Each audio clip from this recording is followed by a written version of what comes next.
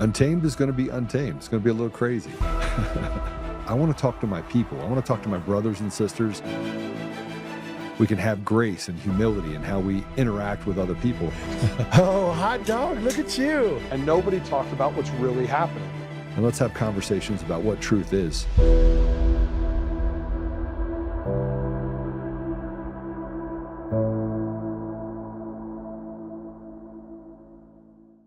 To summarize maybe the woke mind virus, it consists of creating very, very divisive identity politics. So it actually amplifies, woke mind virus, in my view, amplifies racism, amplifies, frankly, sexism, and all the isms.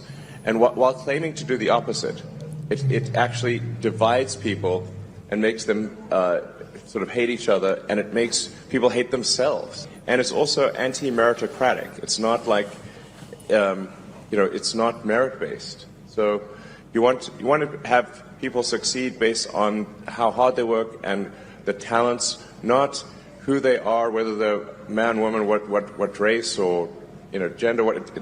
That stuff is all creating. It's an artificial, mental civil war that is created, and it's not. And let me tell you, it's no fun. Okay, it is like woke mind virus and fun are incompatible. There's no fun in that. No joy. Woke mind virus is all about condemning people instead of celebrating people.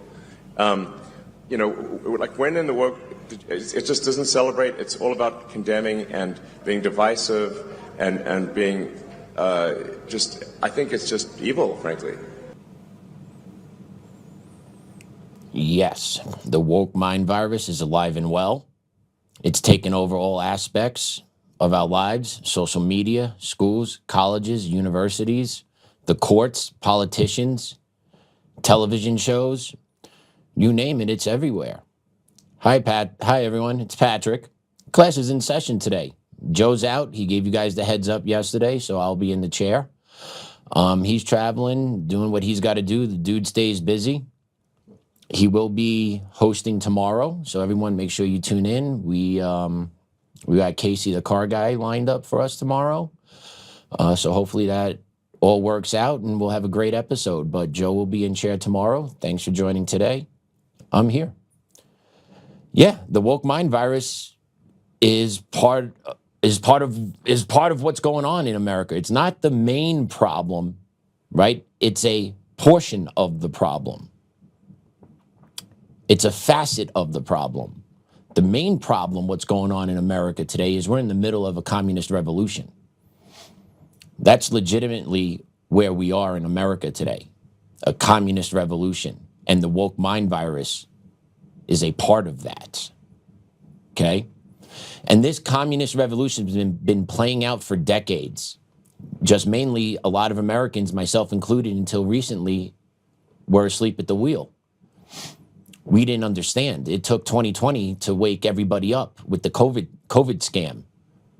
And then people being canceled online, leading rise to independent media more, right? And that just gave the great awakening to the American people where, oh, the media's been lying to us. Oh, our politicians been lying to us.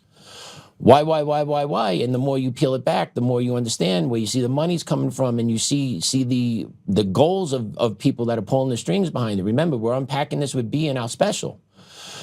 And we're legitimately in the middle of a communist revolution where you have those looking to put their will, no matter which way they get about doing it, into our face every day, right? And it's happening all across the board. They do it through multiple means, right? They got the social media game, the online game. They got the regular media game that just echoes and parrots what our politicians are saying. So you got the politicians out there saying what they got to say to make sure they keep driving home the communist message, even though they claim to be working in the best interest of America and Americans. We know that's not to be the case with about 98% of them in Congress, right? You also have the ground game that these communists have going on. They have their protests. They are organized. They are well-funded. They have rapid mobilization. They have signal chat groups, right? So you have kind of a... you have your people, your ground game, your kind of slight infantry group on the floor that is ready to respond to things that the government is doing, right? Specifically right now, what the government has been trying to do is mass deportations. And you saw what happened there. The communists were able to provoke some bad incidents to occur, caught on camera, 2 people were killed, and then that drove the public pressure for President Trump to back off the hardline immigration stance he was having in Minneapolis and Minnesota, specifically because of the Somali fraud that was uncovered there.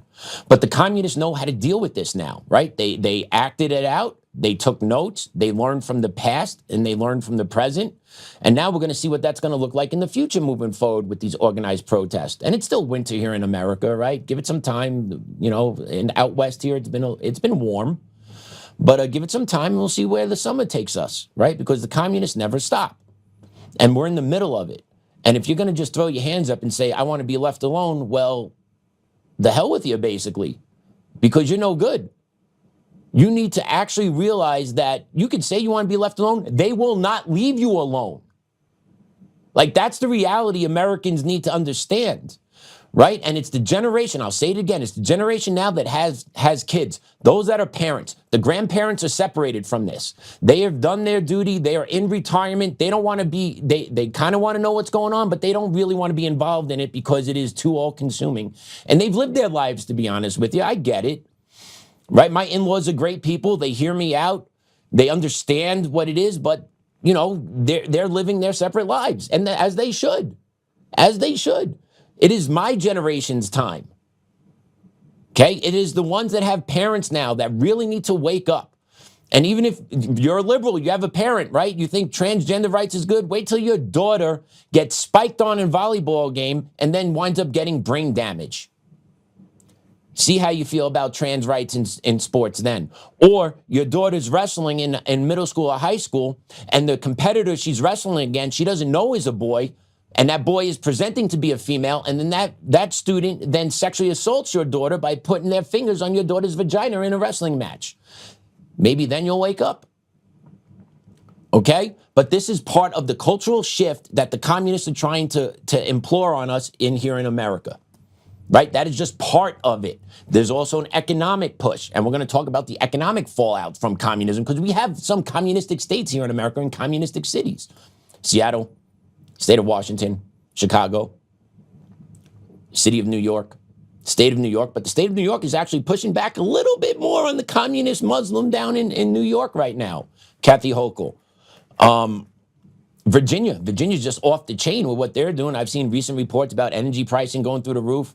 They're gerrymandering the state 9-1, right? In a state that voted 75 to 70, 40, I'm sorry, that voted 45 to 47% Republican in the last presidential election, now is being gerrymandered down to have basically 1 vote out of 10 in the state of Virginia, right? So it's ground warfare all over the place.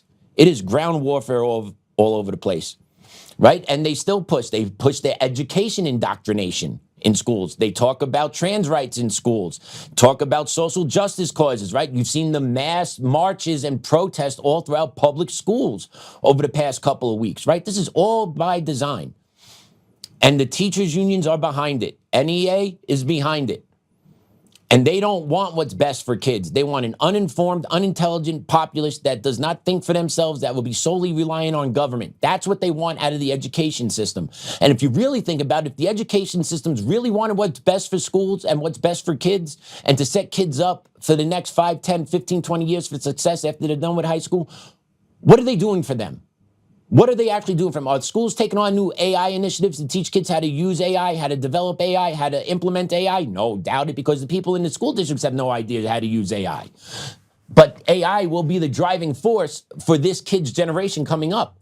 Hell, it'll be in my generation. Okay?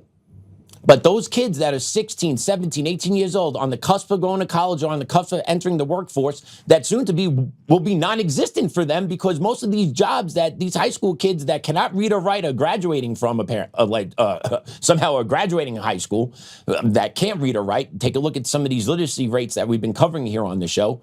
But these kids then are going to enter the workforce. But the jobs that they're going to look to take are going to be taken over because AI is going to be doing the jobs for them. So what are you going to have? You're going to have a whole bunch of angry 19, 20, 21-year-olds pissed off, no job opportunity, no future, right? Boom. Communist game. Add to their ground troops. The schools are building this for them purposefully because they're not preparing kids for what's coming next. They're preparing kids to be protesters, social justice warrior, equity advocates, anything but an informed citizen.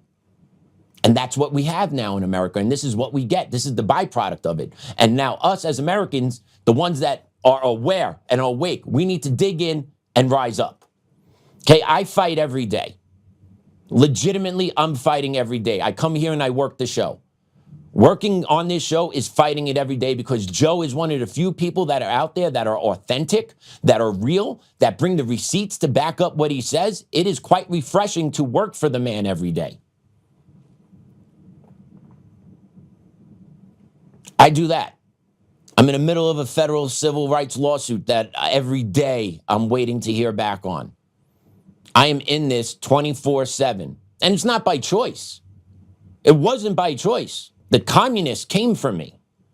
The communists brought me here. You know, I've been told I black pill or you know, I don't even know what that means, black pill. Like, I kind of understood what the red pill meant, but the black pill I really don't understand because what I'm doing here is I'm just speaking facts, or at least facts how I perceive them and through my lens. And that's through my 42 years of history on this planet, paired with some education, high school and college. Now I look back on, I'm like, geez, I spent all this money on college, and how much did I actually learn there? I didn't learn enough, I'll tell you that. I didn't know what I need to know. I learned most of the stuff I know now after college, which then reinforces what I've learned after college is that the education system has been hijacked to push a specific narrative. That's 100% true. That's part of the communist ground game. They did that. I was subject to it and didn't even know I was being subject to it till I woke up years later. And now I'm in this fight 24/7. I lost my job. I legitimately lost my job. Making six figures, medical care, right? Cherry Creek School District, Campus Middle School, heart of DTC, real nice, Greenwood Village, real nice area. I'm not taking guns out of schools anymore. I had to do that in my previous job. I'm not having to deal with gangbangers coming into the building, creating gang fights and having anarchy throughout the building for hours on end. True story. That stuff all happens in the public school system. Take a look at the videos that are out there. And districts that say, oh, that's not us. Yeah, I'm pretty sure you have a school or two in your district that behave this way. It's all over the place. It's all over the place. I lost my job. I went into depression. My wife saw things that she shouldn't have seen in me, right? Like I was a broken man. I had no recourse. I had no way of getting another job. I applied to 40 other jobs in education, got one phone call. You're talking about a guy that had 17 years of experience in education, 12 years as a social studies teacher, 3 years as a high school dean at Hinckley High School and Aurora Public Schools, 3 years as a dean at Campus Middle School in Cherry Creek School District. And I could not get one job in the Denver metro area, could not get one interview in the Denver metro area. Why? Because the communists came for me and the communists canceled me because I stood up for myself. That's what they do. They come for you, they will wreck your family, they will wreck your livelihood, and they won't care. And what caused all that? The love of the country caused all that. Me professing love of country in an equity training to the head of the equity department caused all this for me. And then when I get legal representation, America First Legal, we slap them with the federal lawsuit. And the district then says, yeah, we did all this to them and we have a right to do this. And then the courts out here protect them. The courts are part of the communist revolution as well, because you have your activist judges, these communist judges that hate America, that hate Americans, that hate what the Constitution stands for, and will trample on the Constitution to make sure their political ideology carries through. Communist revolution. So we're appealing up to the 10th Circuit. And we'll see what happens up there. We'll see what type of judgment we get up there. We knew we were going to get smoked at the low levels. We saw who was in front of us, Scott Valhalla. Yeah, wannabe magistrate judge. Well, he's a magistrate judge, but a wannabe federal judge, making sure he rules in any which way that favors the left, against Tina Peters, against myself, against any other cases that he has been brought before him, to make sure he scores his political points so that when next appointment rounds come, his name's on the top of the list to get a federal judgeship somewhere.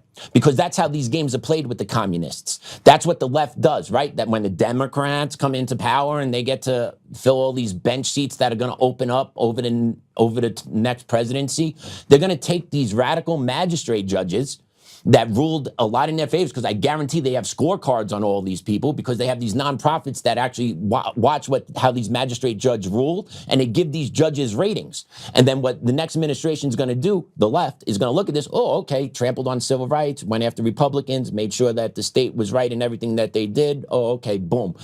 Appoint. And then they'll get through real quick, because the Democrats don't waste any time in Congress infighting amongst each other when they're looking to legislate their political agenda. These judges will get confirmed, and you'll have more of the courts taken over. Boom. Okay? If that's blackpilling you, I am sorry, but that is how it works.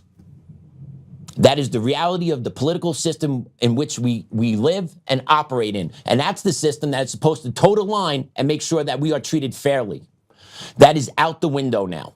Has been out the window for a long time. You see these federal judges overturning rulings against Trump, bringing back, make sure deportations come back.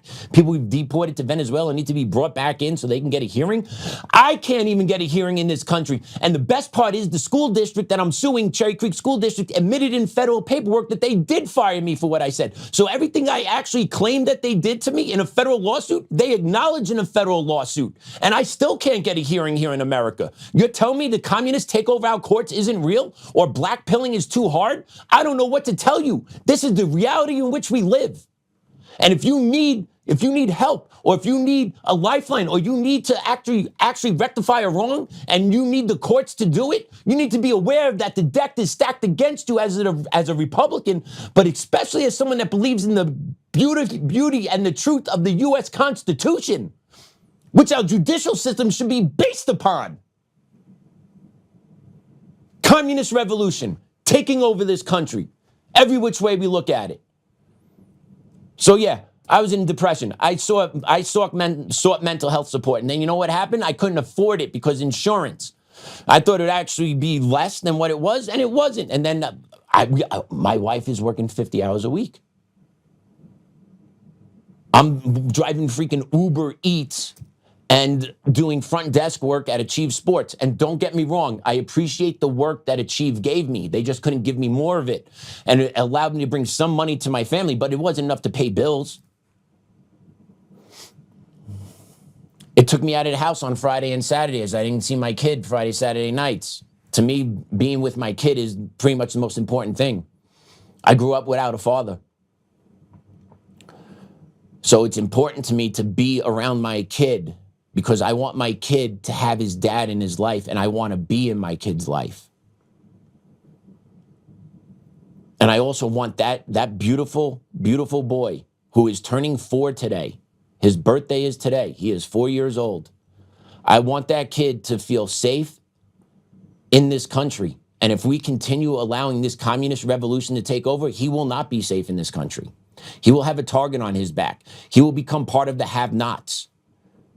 Right? Because that's what the communists are looking to do. Class warfare, social warfare, destroy us, turn us against each other, beat us down until we're nothing and dust. And they're sitting up top. Where has communism succeeded? Where's democratic socialism or democratic socialism succeeded? Nowhere. It hasn't succeeded. What it's left in its wake with pushing socialism and communism, millions of deaths. Millions of deaths, right? And it's coming here. It is here. It's within our walls. And there's only so much we could do as everyday citizens.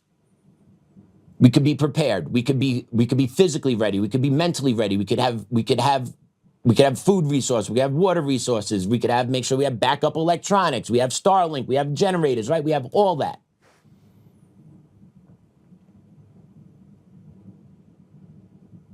Is that how we're supposed to live? Is that how we're supposed to live in America because of the fear of what's going to happen to us because of our political beliefs?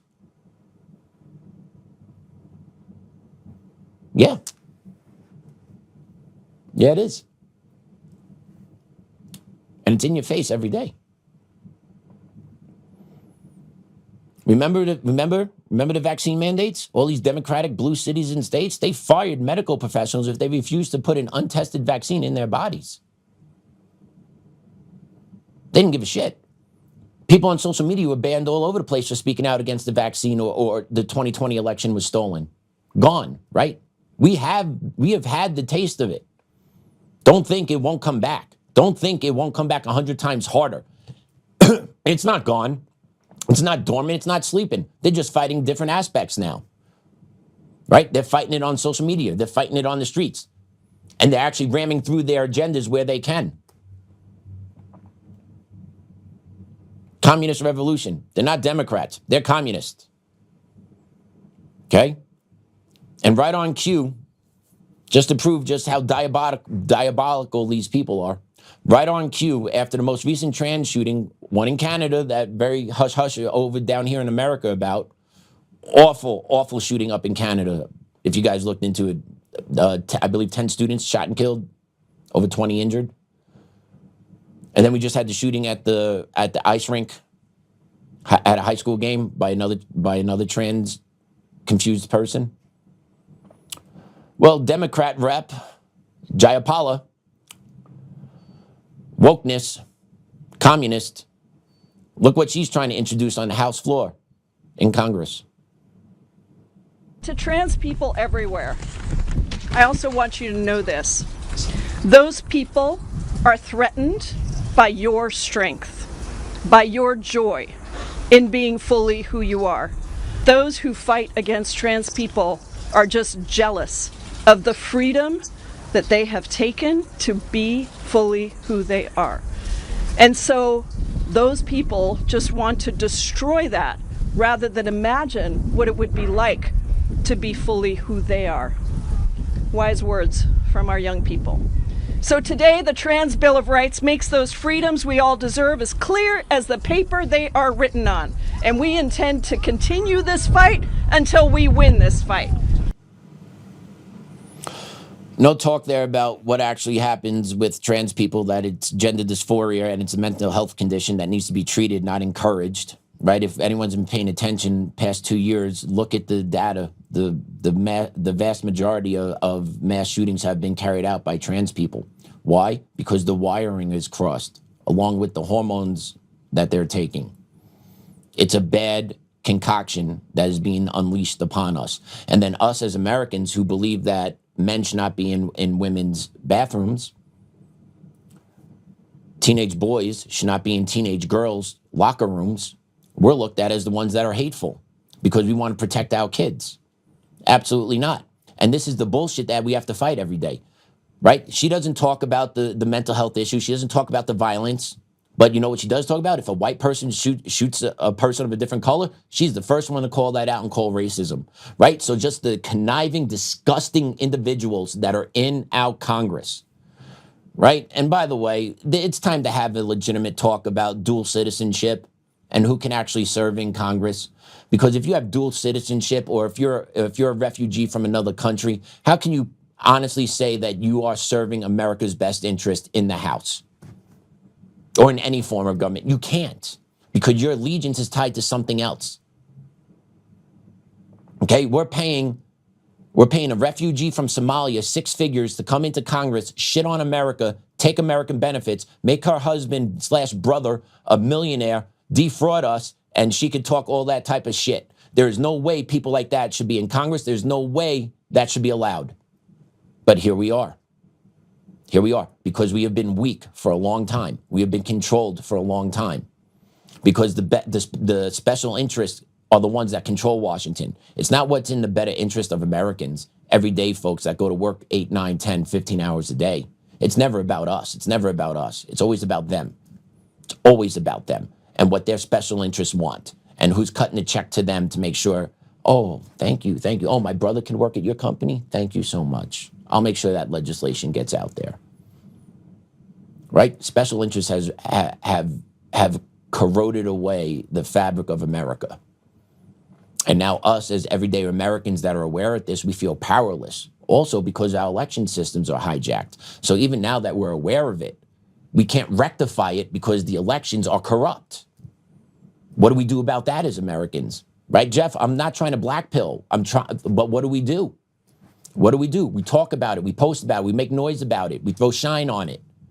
But ultimately, we cannot change the voting system here. Now, President Trump pulls that trigger and everything is lining up the way Patrick Byrne is talking about, then headway can be made.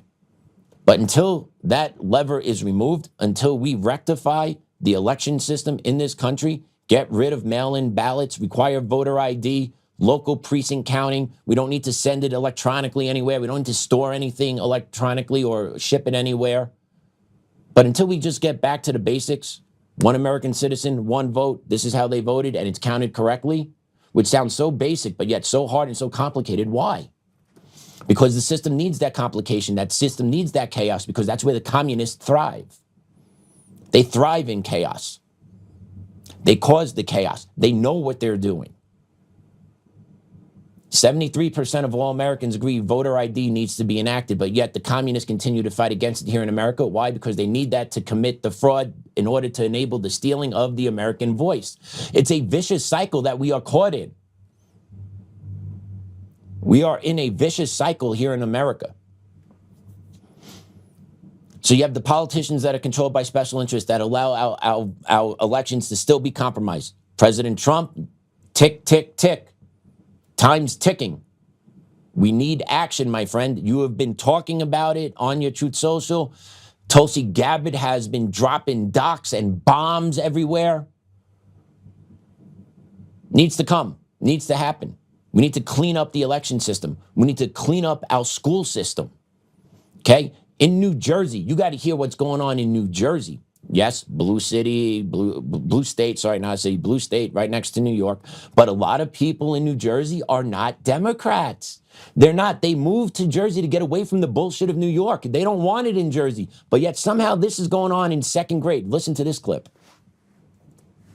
What is the state of New Jersey teaching second graders? Well, you would assume that they're really focused on building basic math skills and reading skills, which presumably they are, but listen to what they throw in there. And so this is for students that are supposed to have achieved these things by the end of second grade, according to their own curriculum. Differentiate between gender identity, gender expression, and sexual orientation. So they think that's really important for second graders, 7-year-olds, to know. But then it gets even worse. Listen to this. They need to know how to define vaginal, oral, and anal sex, how to perceive consent to sexual activity, how to identify short and long-term contraception, and safer sex methods that are effective, and how to identify and access and use them, and to prevent unintended pregnancy and sexually transmitted infections. All of this is in a curriculum that a second grader needs to know about. Can you think, like, if that was my kid coming up, like, are you kidding me? This is what the legislature and the voters of New Jersey tolerate. You're talking about 7, 8-year-olds that need to know what oral sex is, vaginal penetration. Like, are we for real? But this is what the communists do. How about we teach our second graders what nouns, verbs, adjectives, how to form a proper sentence, how to how to address an envelope. How about read hands on a watch? How about basic penmanship? Things that, you'll use every day in life to be a better person at this young age. But instead at this young age, they want to teach them about sex. That is absolutely sickening and disgusting. But that's what the communists do. They have no moral ground. There is no morals amongst communists. That's why if you take a look, the biggest push from the new communists in these state houses throughout the country is to legalize prostitution. Oh, sex work is good work. It leads to the moral degradation of our society. 7, 8-year-olds being taught that. People think that's a good idea to inject into the curriculum. What are your thoughts? I know what mine are. And I'm very, very gracious to Joe to allow me to share my views on the show. It's absolutely disgusting, and people that do that shit are pedophiles, plain and simple. There's no reason for 7, 8-year-olds to be thinking anything of that. We all know that. Okay? But yet they're doing this and teaching it in public schools throughout New Jersey. Where's the outrage from the Jersey parents? Do they even know this is going on? Are they signing off on permission slips for this type of stuff to be talked about in schools with their children? I don't know. Most parents should be involved. They should be aware of what's going on. But yeah, there is no morals. There's not, like, this is what you want to, this is what they put in front of our kids. And then not to mention the drag queens that they put in front of our kids and want to put in front of our kids, these drag shows. Right? All about sexualizing 7, 8-year-olds. 7 and 8, what was I doing? I was playing baseball, watching TV, doing fun shit outside. Wasn't thinking about if I'm a boy or a girl. I was a boy. I had a penis. Still do. Not going anywhere. But this is what they're doing to the kids because they want these kids to be so corrupt. They want these kids to not have morals. They want these kids to be so confused that all they have is to rely on government. That's what they want. There's no other reason for it. There's no other explanation that we have removed so much education from the education system and replaced it with all this nonsense and bullshit that just leaves kids just lost. While the parents are working full time. Get to see them a little bit in the morning, a little bit at night, right? So the school system just takes them over and they believe they can and they do. And then in the school systems, you get this stuff injected. You get the I Hate America injected. You get DEI injected, right? And these kids get all concocted up, especially if you don't have the principles being instilled in you at home by your parents. You're creating a very dangerous cocktail for the future of America. And if you want to take a look at what that's proceeding, take a look at this guy. This guy's amazing. What would you say to people who are in America who chant death to America? I support you. When I hear death to America, I don't believe death to Americans. I believe death to American democracy as it is, which has failed us in recent history. What system would you replace democracy with? Some form of democratic socialism, I think, would be helpful. That's a scholar right there. That's a scholar right there. I don't wish death to Americans, just death to America. Okay, well, if you wish death to America, you are wishing death to Americans because there are Americans that will die for America to be preserved. And Pudgy Boy over there looks like he'll be light work for a lot of us. But this is the trash that gets produced through the school systems, through 10, 12 years of indoctrination, of being told America is systemically racist, America is systemically oppressive, the communism and democratic socialism is a better way. But never talk about the bloodiness battles and the ones that have been killed in the millions in the name of democratic socialism, in the name of communism. Never talk about it. These systems don't work. Okay? And if you're looking to fundamentally change how this government governs its people, there will be millions of people out on the streets. It will become a full-fledged civil war. So if you're talking about you want to get rid of American democracy and take away what has made America great, right? Because with that, you got to do away with the Constitution. You got to do with the Bill of Rights, right? It's not just flipping a switch. You are now changing the fundamental rights of us as Americans, which, mind you, don't come from our government. They come from God. And communists 100% hate that fact, and they will do anything and everything to remove that fact from our knowledge and existence. Public school system, indoctrination camps, leading to mental retards and mental midgets being social justice warriors, saying stupid stuff like this, which have no idea what the ramifications would lead to.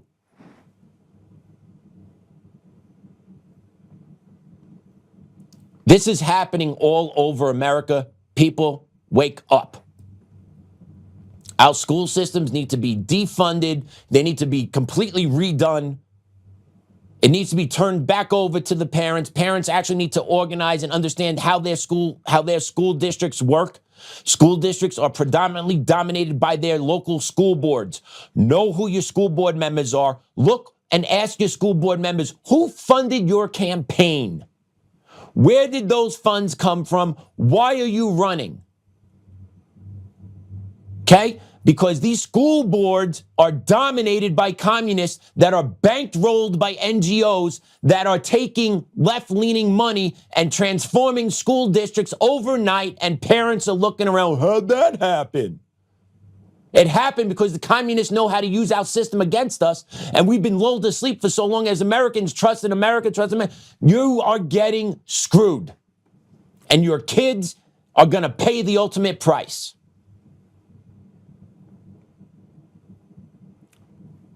Once again, not blackpilling, telling you how I see it through my lens.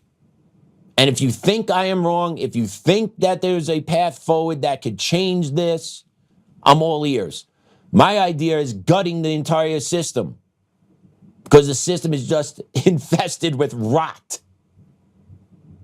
Pulling your kid out of the public school system and bankrupting your school district is the way to go. Unfortunately, most families don't have that opportunity because it takes two now to provide.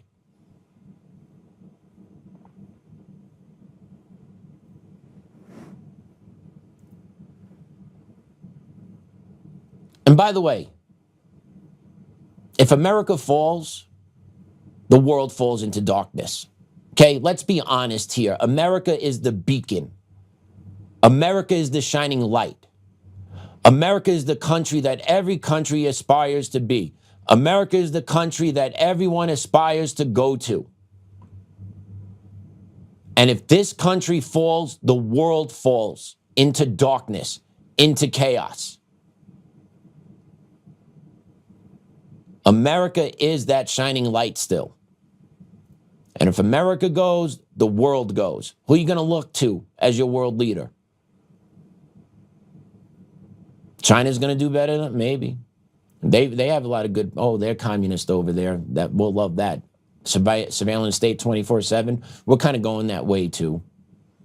Okay, so maybe China becomes the new world leader, and then that's going to look real good. Think about what your kids are going to be left with. Think about if you're older and have grandkids, think about what your grandkids are going to be left with. What's going to be looking like for them when they're in their 20s, 30s, and 40s.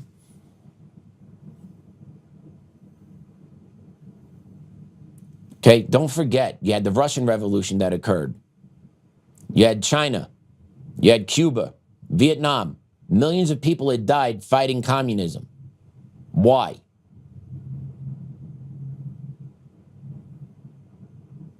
Because communism looks to destroy, divide, and split us into the working class. You stay down here, I stay up here, and here's your little money. Now you do what I tell you, and you be happy. Now if you start speaking out against me, you start doing stuff I don't like, I'm going to take your money away. Take a look what's happening in China to the young kids that are not keeping up with their social credit scores. They are homeless on the streets in China. No one's talking about it. There's clips on X. I'll look to get some for you later this week. Right? Don't tell me communism's great. Communism's great if you're part of the ruling class and you do what they tell you to do. Then it's great. I like to think and do stuff my own way. And I believe a lot of Americans feel the same way. And a lot of Americans want this nonsense to stop. And you got the Americans that just simply want the old America back. Play this cut. When I say I want everybody in this country to assimilate, what I mean is I should be seeing no signs in this country that are in Spanish. Learn English, Juan. You've been here for 8 years. I should not be calling my tech support and this nigga has an Indian accent. What the is going on? I should not be seeing no Muslims praying in public. I should not be hearing the call to prayer playing outside in public. Nigga, take that shit to the mosque. I should not be seeing any Chinatowns or Somali villages. If you want to do that bullshit, go back to your country. No ethnic enclaves in this hoe. With U.S. citizenship, if you're becoming a U.S. citizen, you have to remove all other forms of citizenship. That means you Zionist Jews, it's either you're loyal to America or you off back to Israel. This country needs to look like the same way it was looking at the beginning, meaning everybody in this bitch is only loyal to America. You speak English, you are Christian, converting to Christianity, or you respect that this is a Christian nation and you practice your other faith in private. Dude's got some points there. He's got some points. Right? English native language, yes, right? What is a country? What is a country defined by? Borders, language, culture. We have our borders. Language is still English here, but you know, you got to have diversity. You do have different signs posted everywhere. You press 1 for English, press 2 for Spanish, press 3 for Portuguese, right? We still got that going on, and our culture's a hot mess. So we are slowly losing our culture, our country itself. But most Americans want what he is saying. Most Americans are tired of the bullshit. Most Americans just want to go about their day to day, love this country, believe this country is the greatest, practice Christianity, get this other stuff out of my faith. If you don't want to assimilate here, then why are you here to begin with? Fair question. Why do people come to America? To be systemically oppressed against and to be put down? Or do they come to America for the free handouts we give them because we're systemically oppressive? I don't know. I don't know. But it's the reality. We are a good faith, Christian-based country that has been more than welcoming to all different types of people all throughout the world. And we are told we are the racist ones because we are saying enough, enough, enough. Stop taking advantage of us. If you're coming here, learn the language, speak English. Come here and then shit on this country? Like the Somali refugee in Congress that is making 6 figures, but yet still calls us a racist piece of shit country. Those people can get the fuck out. Those people are trash. But yet somehow those people are allowed to serve in Congress. And she's not the only one.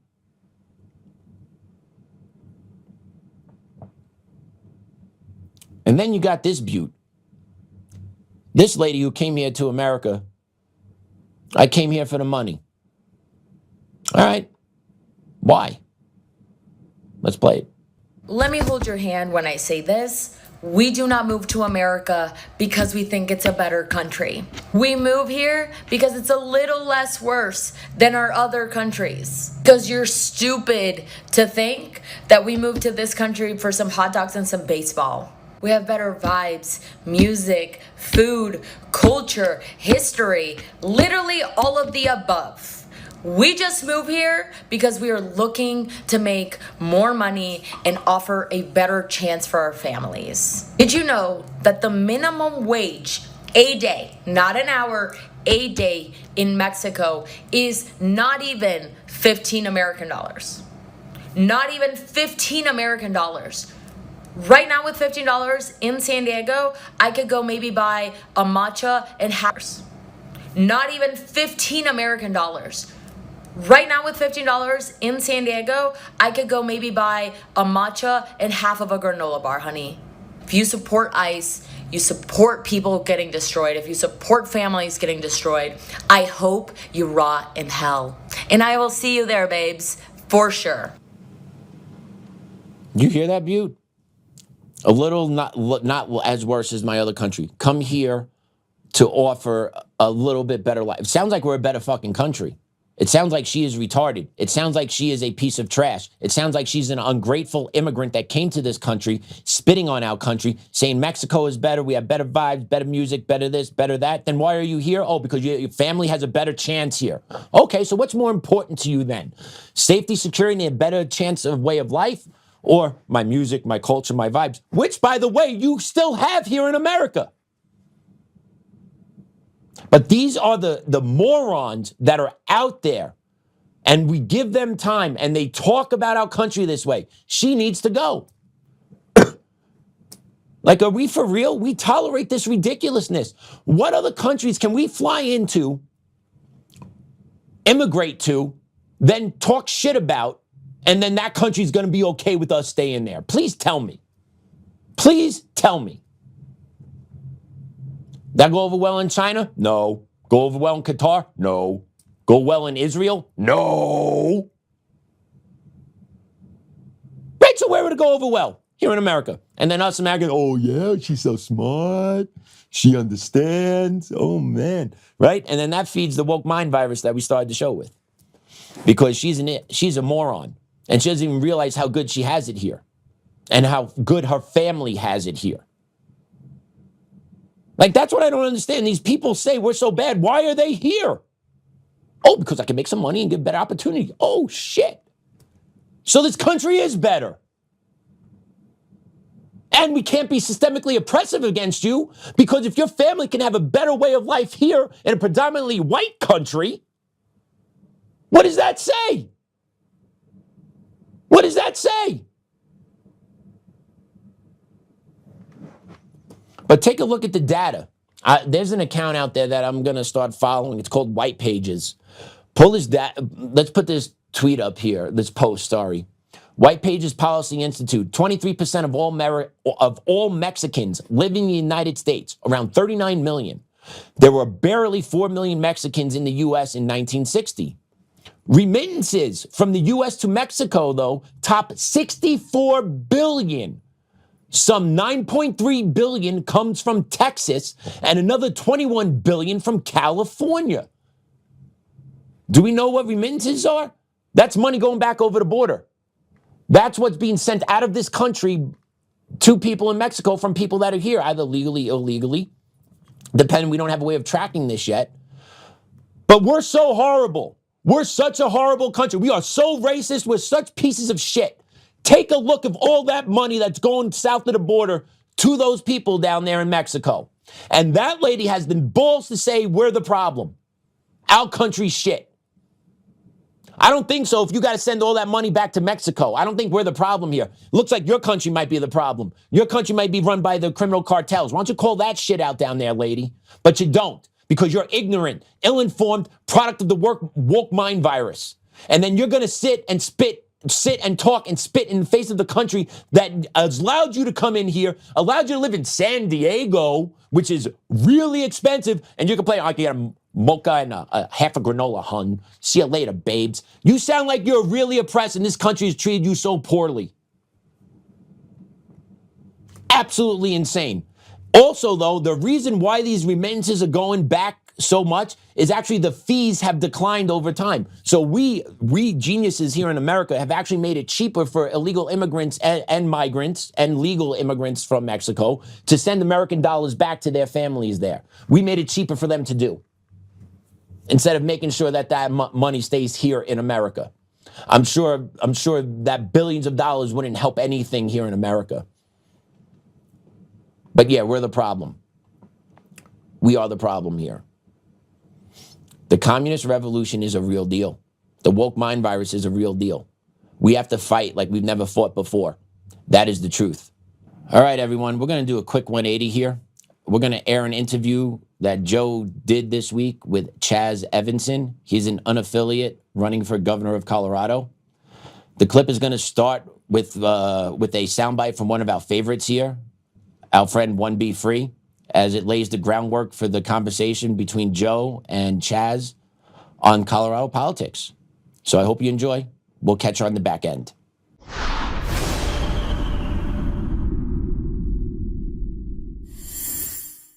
People keep telling me that I'm making up the whole Von Kennedy thing.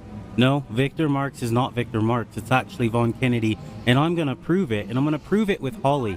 You see, Holly was the 18-year-old that was under a lot of medication when she was taken, easily vulnerable, easily manipulated to go with Victor, and they took her ID and brought her to Colorado. Now, while she was in Colorado, she was a big problem because guess what? She wanted to go home. And so they came up with a solution to sending her to Victor Marx's sister-in-law's house. Her name is Rebecca Kennedy. Now, I'm going to prove it with a video, but there's also something else you're going to want to see at the very end. So check out what Holly has to say. Get an MRI scan, or you can go to my sister-in-law's house in Dallas, Texas. Mm-hmm. So this is where we get there. So, with Rebecca Kennedy, which is Victor Marx's sister-in-law. So as you can see, she was sent to what she believed was Victor's sister-in-law, Rebecca Kennedy. But thanks to the help of AI, we can easily search and see that Rebecca Kennedy is actually his sibling right here. So for those of you who are out there saying that I'm lying, now the proof is in your face. I was going to say the proof is in the pudding, but no, the proof is in your face. I actually do my research. I work very hard at this because guess what? I care more than the average bear. And I don't want to elect somebody who's fake, phony, and not really real and has this whole line of crazy stuff behind him to be our governor. Because guess what? He'd be a bad governor. You know, why are we spending so much time with Victor Marx, and why is it important for me? And everybody says, well, Joe, he's already the heir apparent. He's been picked by the establishment. Lauren Boebert's behind him. He has people that have signed off on he needs to be the next governor. And so I almost got caught in that trap myself. You know, I actually put a post up when they said he was going to run for office, and I just did a cursory glance over of who the guy was, and I was like, all right, he's a warrior. That's the guy I'll support. Then I went and met with him. And that's when I saw Mr. Empty show. So I'm actually joined in studio by Chaz Evanson. And Chaz is running for governor as an unaffiliated candidate. And I spent a lot of time talking to Chaz online. Then I got on a Zoom call with him. And here's what I discovered. I discovered that good ideas and real people are not what the establishment wants to put in office. They want to put someone in office they can control. And that's what we get by Victor Marx. So with that said, Chaz, welcome to the show. Thank you, Joe. Thank you for having me on the show. Really appreciate you bringing me on. And I do agree with everything that you're saying. I think the establishment has a way of, and I've noticed it in my campaign. You know, I've asked for invitations to share ideas with other people over the course of almost the past year now. And you're the only person, one of the few, I would say, that's given me an opportunity to share these ideas with people. Well, let's start by having people know a little bit about you. Why don't you tell them a little bit about you? You're a Marine. Yes, sir. So yeah, I was born and raised in Colorado. I'm actually from Cortez. I joined the Marine Corps in 2000, and over the course of time, my first enlistment, kind of like most people, deciding whether or not I was going to make that a career, deciding whether or not what I was going to do. And after some things happened, and realizing that supporting and defending the Constitution of the United States of America against all enemies, foreign and domestic, was what I wanted to dedicate my life to. My wife and I made the decision that we were all in for a 20-year run. And so that's part of the reason why I'm here too, is because what I've recognized since I've retired is, you know, as you're going out and you're fighting these enemies overseas, trying to keep the wolf from getting inside of the sheep's pen, and then retiring, I would say when you're in the Marine Corps, or in the military, you're kind of in a little bubble in so many ways. And it's not necessarily a bad thing, but you're like hyper-focused on national defense, national security. And so that's your job. I mean, that's right. And so it's important because you don't want to be distracted from that. You need to be laser focused. And then upon retirement, when I moved to Colorado, recognizing that the enemy is actually inside Colorado. And I think, you know, one of Sun Tzu's things is all war is deception. When you read his first writing in The Art of War, and recognizing that a lot of us have been deceived, and when your eyes are open to the deception, you have a choice. You go after the people that are doing the deceiving to restore Colorado, or you don't. I mean, there's really no middle ground, I guess. Well, we have a theme song for Colorado. I figured I'd start it this way, so then we can get to some of your policies and things that you believe.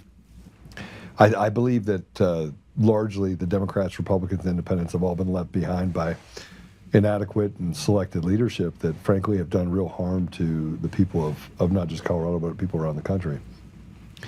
But so we created this song, and it's a Colorado Unchained song. So let's go ahead and Paul, see what you think of this. Let's go ahead and play it.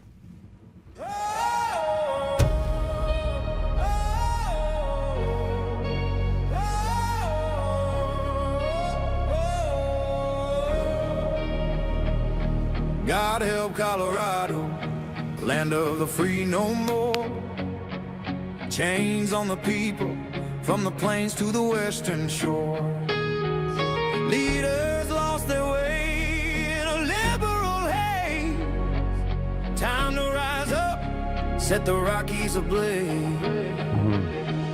Colorado's bleeding, high crime on the streets. Denver's a war zone, can't walk without defeat. Immigrants pouring in, gangs like Trendy Agua run wild. Crimes unchecked, our safety defiled. Roads are crumbling, potholes everywhere. Taxes sky high, but they don't seem to care. Tables under siege, refunds disappearing fast. Liberal schemes stealing our cash at last. God help Colorado, we real leaders now. Tina Peters locked up a prison somehow for fighting the steel, standing tall and true. Polis barring with Trump, but he's looking like a fool. High taxes crushing families on the brink. Crime waves crashing. What do you think? God help Colorado, break these chains we bear. American spirit will fight anywhere. Election integrity gone, dark money rules the game. Homeless camps brawling, drugs fuel the flame. Polarized politics, Green Deal sell us out, but hope's on the horizon, no doubt. God help Colorado, we need leaders now. Tina Peters locked up a prison somehow for fighting the steel, standing tall and true. Police barring with Trump, but he's looking like a fool. High taxes crushing families on the brink. Crime waves crashing. What do you think? God help Colorado, break these chains we bear. American spirit will fight anywhere. Trump don't make idle threats, they're all going down. Colorado rising, taking back the crown. God help Colorado, but we're fighting through. Red, white, and blue, forever true.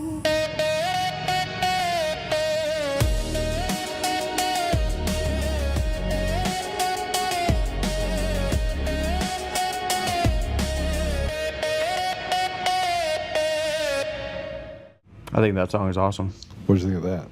I think I think my favorite part is God help Colorado. God is the one who can restore us. I think I always say, but God, right? I mean, you look at what happened with President Trump getting elected, and it was but God. I mean, everybody's like, it couldn't happen. There's no way that he could be reelected. That he went from felony counts and multiple court cases and to winning the presidency, and them having to basically wipe all those away. What does that tell you about our system? I think our system, my perspective on the system is similar to yours. The whole system's been corrupted. And I think a lot of times what we're doing is we're trying to, instead of restoring the system back to its original intent, we keep trying to work within the broken system. My take on it is all these things we're experiencing with election integrity, vagrancy, with crime, like all this illegal immigrants invading our nation, are all symptomatic of a root cause of a problem. And the root cause of the problem is we've departed from, we say we're one nation under God, where I think our nation at large, and sometimes the state, the government has tried to make itself God, and we've kind of departed for that. So a restoration of our godly heritage, but going back to constitutional principle of the original intent of the Constitution. I don't think the government was ever designed to be our daddy. No. No, I mean, it was not. and if you look at it from that perspective, it's hard not to be a little bit suspect over all the things that we're facing, right? So you have regulation, law. You can't do this, can't do that, can't do this. It's like this constant thumb that's on top of us. And I think one of the reasons why we're in a place where people are unhappy and is that they can't figure out what's actually taking it from them. But it's this pressure. Right. Yeah, I think what's happening is, the founders, the Constitution is built on the idea of a completely minimalist government. Right. And the founders layers of it. Right. And the founders believed that people had to be self-governing, so disciplined from within, where they would say that only a virtuous people can be a free people. The more vicious people become, the more need of masters they have. And so when you're thinking about that contextually, all these people knew the Bible inside and out. Over 30% of the direct quotes and the ideas for our Constitution came from the Bible, and then you have the New Testament. And so the master is the law, right? And so basically, if you need the government to tell you what to do, you're in fact a slave. You are no longer a free person. Well, so let's talk about some principles that you have. I think we agree on many of these things. The average person pays 56 cents on every dollar to a government entity. Right. That's the tax rate that they pay. Every single person pays that on average. Mm. That means that you have to feed your family on 44 cents on every dollar. Right. And the government has put us in a place where our roads are still crap. Right. Education system, 20% of the children in Colorado are being homeschooled. It used to be 1.5%. Right. They're sort of running away from education. You got pride flags and walkouts for to protest ICE that their kids are being forced into. There's not enough meat on the bone left for anyone, and any part of what they have to deal with on a daily basis. Right. Yeah, I think that fraud is rampant across the United States of America. I mean, we saw that with Minnesota. What's going on there? One of the posts I made clearly describes every single Senate bill and House bill that Colorado has enacted that is actually funding illegal immigrants' lives here in the United States, which is, to your point, is taking out of the pockets of hardworking Americans. That means you're somebody else's daddy. Right, exactly. So these are entitlements. And those entitlements inside of our budget, do you know how big our budget is? I think it's creeping up on $36 billion right now. So this year it's nearly $40 billion. 40 billion. So you have a $40 billion budget. How much of that do you think goes to unmandated entitlements? In other words, entitlements for people that are not American. Half of it, probably. So it's about $7 billion. Now that doesn't count the entitlements to nonprofits, NGOs, right, things like that. So these are things that right away you could cut out. Yep. And you would say, well, then how are they going to eat? So how are those people going to eat? But that's really not where that money goes. Right. They get free health care, free child care. The average American doesn't get that. It costs $1,500 to $2,000. The average Coloradan does not get that. It's $1,500 to $2,000 a month for one child.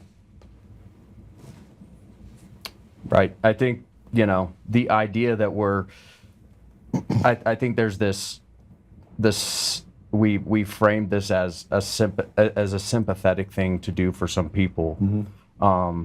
And so that's just, it's the optics of the whole thing, right? If we're stealing from one person and giving to another person, you're in fact hurting both groups of people, right? So the just thing to do is to remove the illegal immigrants, remove the people who are fraudulently stealing from the taxpayers, mm-hmm, and restore that money back to them because they are in fact here working and contributing to society in order to do those things. And I see it all the time where people are saying, well, it's not fair that you're doing this. And it's not a matter of fairness, it's a matter of justice, in my opinion. Yeah, so let's dig in that for a minute. So you have $7 billion in funding. I mean, and I got in an argument with one of the other candidates over, well, it's not really $7 billion. And I was like, well,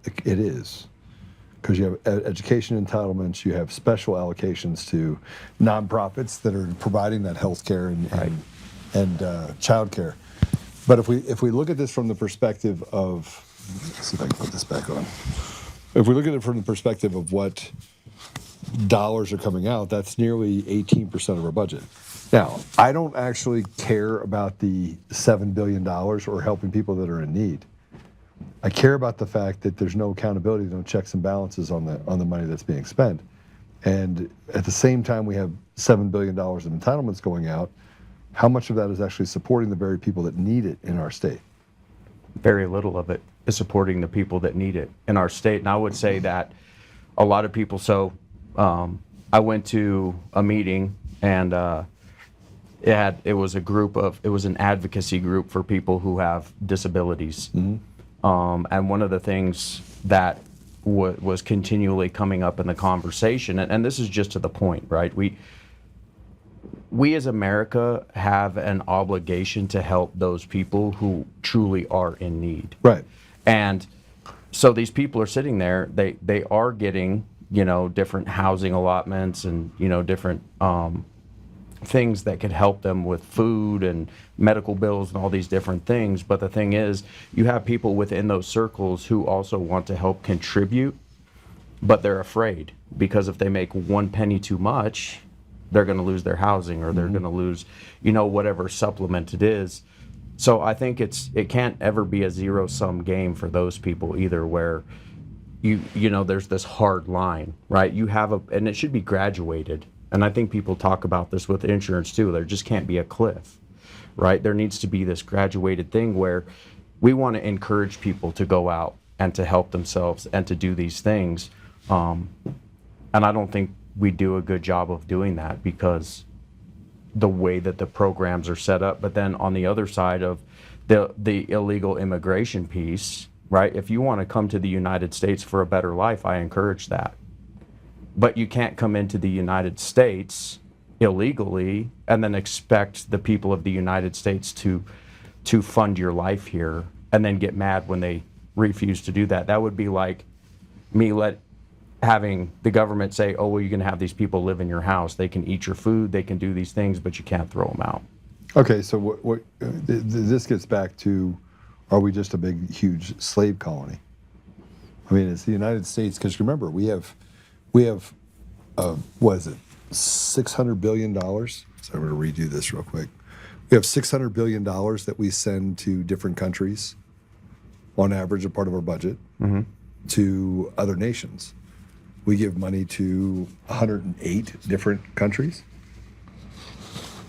And so we're doing the same thing here. And we fund that as well on the federal side. This is, obviously, we're talking about state and federal and the things that happen within Colorado. But, I mean... Well, I have ideas on why the border was just left wide open, right? I believe the border was left wide open because these people want to influence elections, right? They want to get these people to come in here. Colorado itself has laws that allow people who are illegal immigrants to get ID cards. Right. But also on the other side of that, I do believe that there are, I mean, you can go anywhere and you can look at how illegal immigrants are employed, right? They are being treated as slaves, right? They're being threatened. They're not making a fair wage, even if they are here. Well, I mean, I would argue that they can get paid under the table, right? And on top of that, receive entitlements. So they're actually not getting taxed. Some are getting taxed, but a vast majority of them are not being taxed. They're getting all the entitlements that they get from the state, and so it's like they can. Right. The average person in Colorado makes $55,000 a year.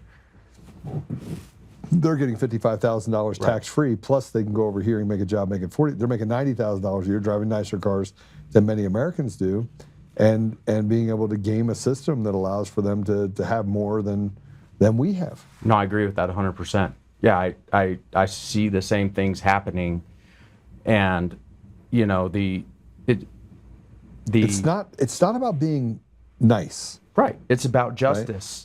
Right. Justice is, and that's part of the problem, is these words nice and fair. I tell people all the time, I tell my kids all the time, life isn't fair. No, it's not fair. Life is not fair for anybody. And so what we have to understand, there's a difference between fairness and justice. Justice is a system that rewards the good and punishes the evil. Yeah. The government literally exists to do three things: to protect life, to protect liberty, and to protect property. When the government is in the business of destroying the lives of the people who are in fact doing good, then there has become a role reversal. Right. And that's what our government does. And so, in my opinion, even all of these evils that are happening with these illegal immigrants coming in and taking our money, it's in fact a certain group of people is rewarding a foreign invasion of people into the United States. We have Trende Aguirre right here in Colorado who are operating criminal cartels. They probably have operatives working within the legislature in some way, shape, form. Look, we're going to legalize. We're trying to legalize prostitution. We've legalized marijuana. We're a sanctuary state. We have in fact become the hub for criminal, illegal action, in my opinion, in the United States. And so the only way to restore that is for the government for the people to recognize that these things are happening and to use their voices and to use their power in order to restore that here. Otherwise, it's not going to change. Right. So what's your platform? I mean, and look, we've talked about this a little bit, and you know, I think that the powers to be that want to choose the person that runs Colorado so they can control the outflow of money. It's a lucrative business. Politics are very lucrative. Yes, it is. But what's the platform? How do we square the peg of you're running as an independent, Republicans, Democrats, Independents, everyone is unhappy?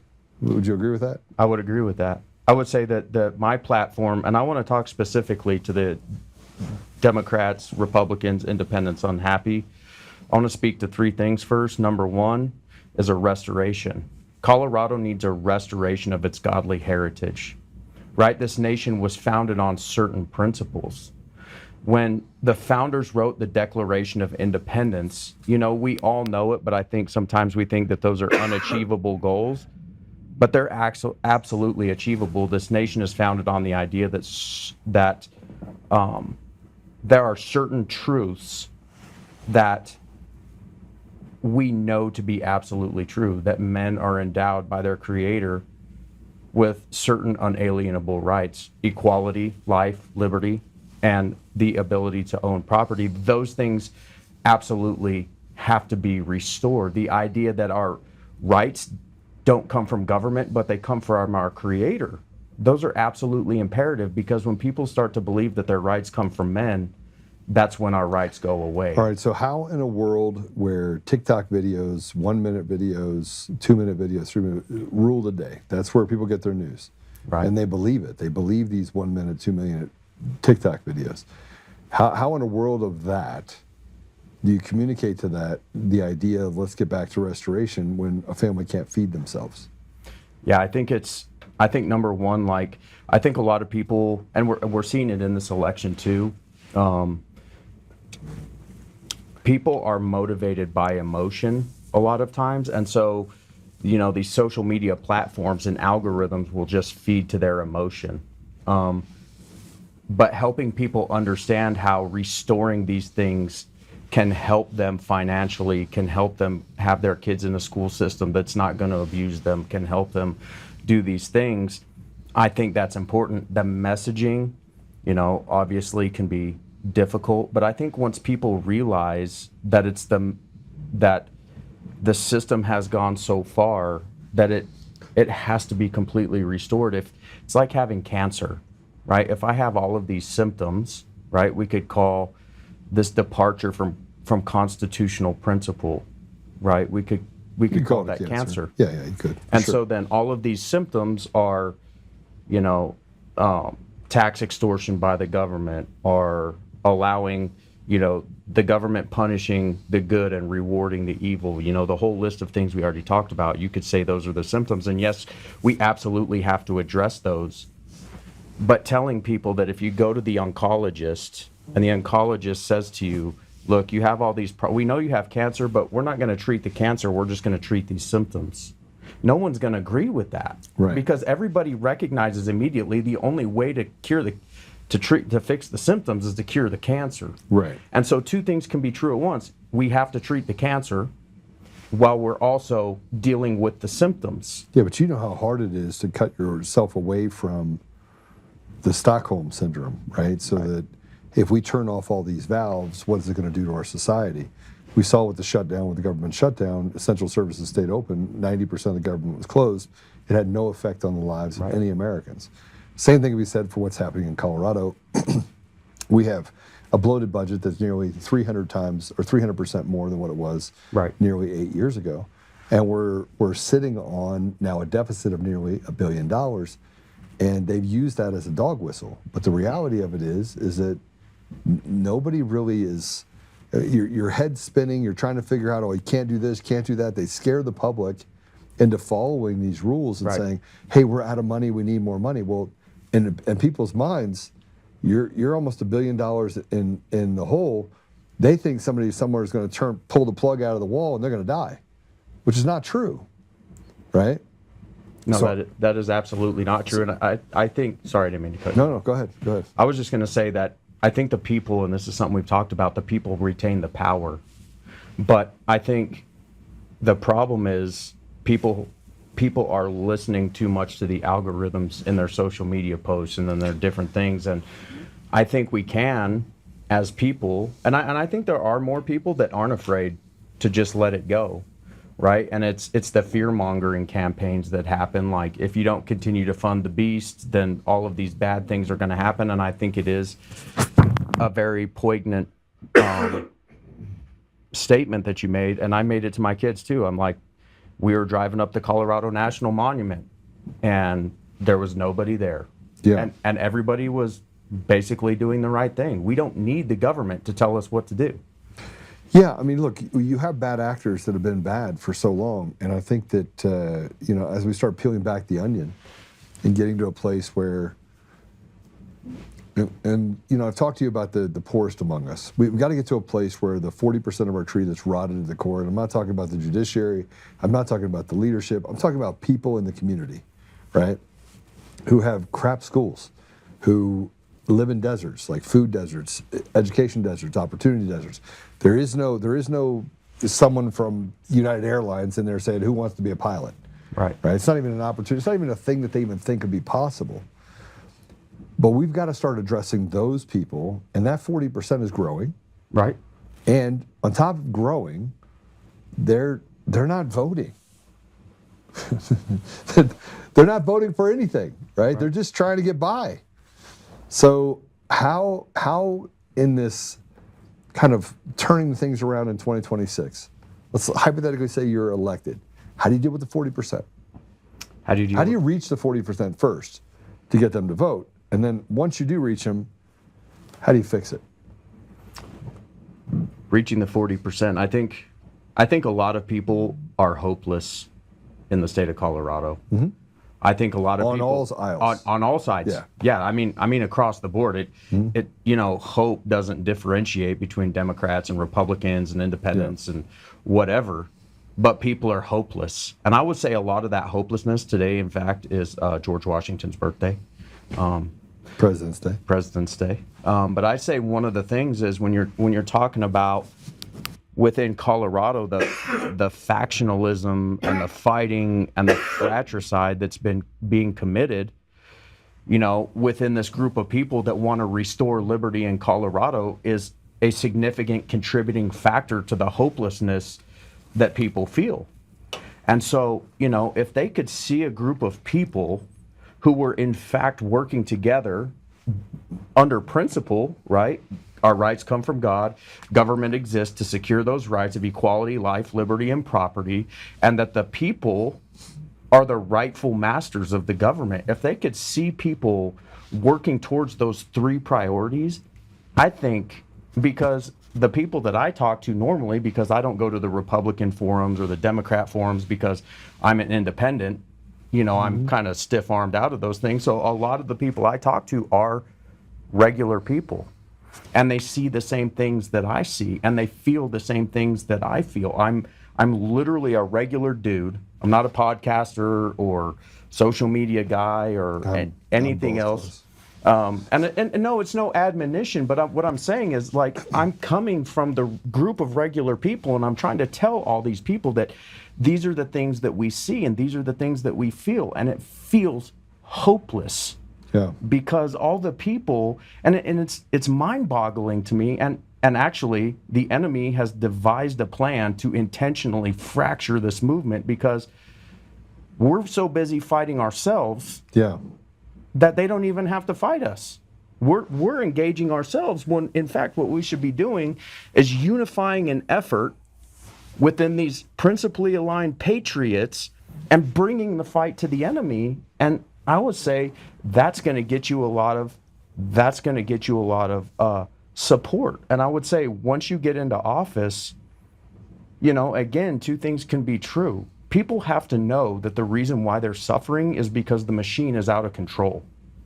The only way to solve the suffering is to fix the machine, and the outcomes will be better. But those two things can be happening concurrently. So you restore those principles, then you reform the government.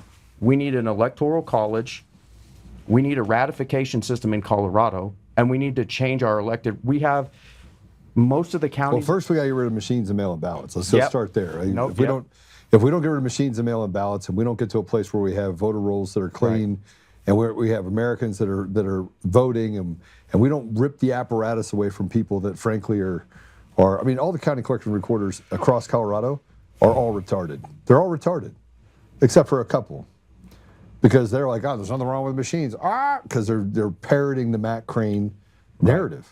Right, and I think that goes back to your fear mongering, right? I think that the government, right, through these like shadow political and civic action committees, have basically instilled a level of fear into these people that they're unwilling to speak up. Even if they believe something to be true, they won't say it because they're afraid. And so I do agree with you that the voting machines, it's been proven over and over again that the voting machines, there's multiple things going on. They have people on the voter rolls that shouldn't be there, and they're somehow voting. They're taking votes of people who would have voted one way, and they're flipping them another way. So yeah, I do agree with that, you know, but part of that's going back to that constitutional principle. And there are some things I think that when you're talking about, it's interesting. I was at a high school debate competition a few weeks ago, and their Lincoln Douglas debate was really interesting. It was incrementalism versus radicalism, and which one of those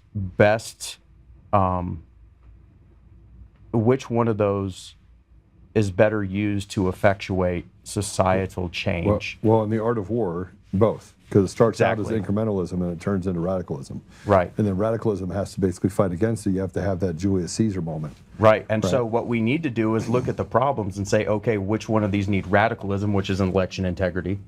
That needs radicalism. That has to change or nothing changes. And I would make a good argument that the other thing that needs radicalism is the people of Colorado need equal suffrage. Look at the legislature. All these bills that are being passed, the new red flag laws, all these new things, we know that they're unconstitutional. We know all these things are happening. Last year when House Bill 25-13-12 went through, thousands of people came to the Capitol and testified. And they did nothing about it. They didn't give a crap. Yeah, Julie McCluskey sat there with her smug look on her face the entire time and gave zero craps about the people who knew that their kids were going to be attacked. And in fact, I've had parents who have messaged me and said, hey, Chaz, I literally had my kid taken by the state. I'm out of money. I'm bankrupt. I have 6 other kids to take care of because of House Bill 25-13-12. I got a kid stolen from me, and they literally didn't care. So if we, like in election integrity, if we don't change, if we don't put, if we don't get equal suffrage in the senators. Chaz, nobody's telling that story. Like the story that you're talking about right now, it's a real thing. Right. But nobody understands is how this apparatus has literally enslaved people. And then they use police officers to enforce and say, well, you just have your day in court.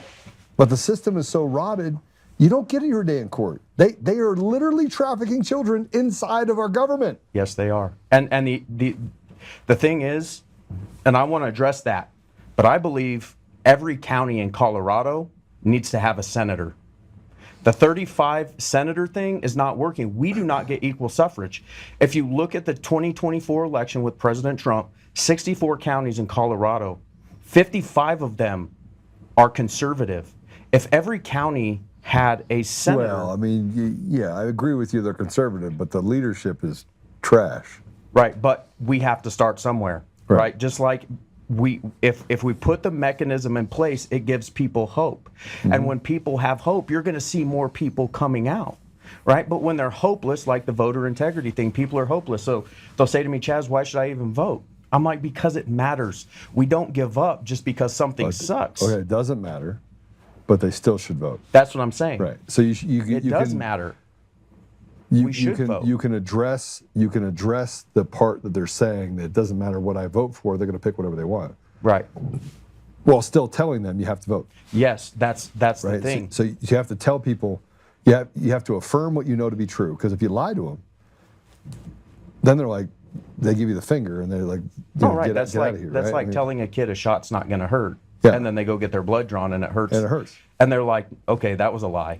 But you can affirm what they're saying because they can see it. Look, people are not stupid. Right. People have been stupid. People have been, people have an innate trust that they want the government to actually be good.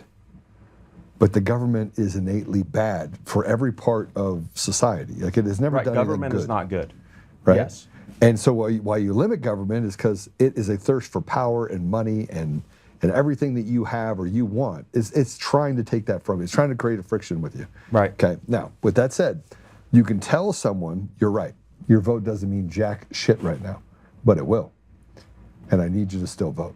Right. You can affirm the fact that what they're seeing is true and still tell them, I need you to get out there and vote because I've got to be able to prove a point. I've got to be able to fight through this. I've got to be able to, we have got to get to a place where the I in each individual translates to the we and enough friction and force to stop them from using apparatuses that steal the very voice of who we are as people. And I agree with that. And I would say if we fix election integrity, but we do not reform our Constitution to give people equal suffrage, nothing will still change. So it's a two-part thing. Two things can be true at once. We need to fix election integrity, but the Colorado Constitution is actually unconstitutional. Article 4, Section 4 of the federal Constitution guarantees to every state a Republican form of government, not the party, the form, which this would be a long discussion, but it has to, you have to compare and contrast that with the Constitutional Convention of 1787 to understand what that looks like and why we have a bicameral legislature. Well, most people don't understand our law system, our the structure. But so two things have to happen. We have to guarantee them, we can't lie to them, that if we do this radical thing and fix election integrity, your vote will once again mean something. Yeah. And two, when your vote means something, then the government will actually do what you're asking it to do, because right now it will not. It will not. It's just like what's going on with Donald Trump. He has all these good executive orders, right? All of these things are good. Yeah. And we know they're good. But until he codifies that in law, what happens, God forbid, Gavin Newsom, AOC, or one of these other crazy people gets elected to that office, and what happens then? We just do this massive pendulum swing.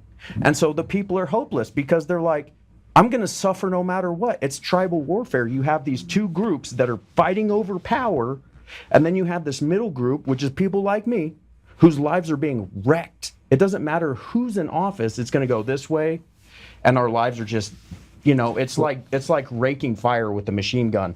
Two positions just raking over the middle ground, and it's us. Yeah, so what you're saying, I feel.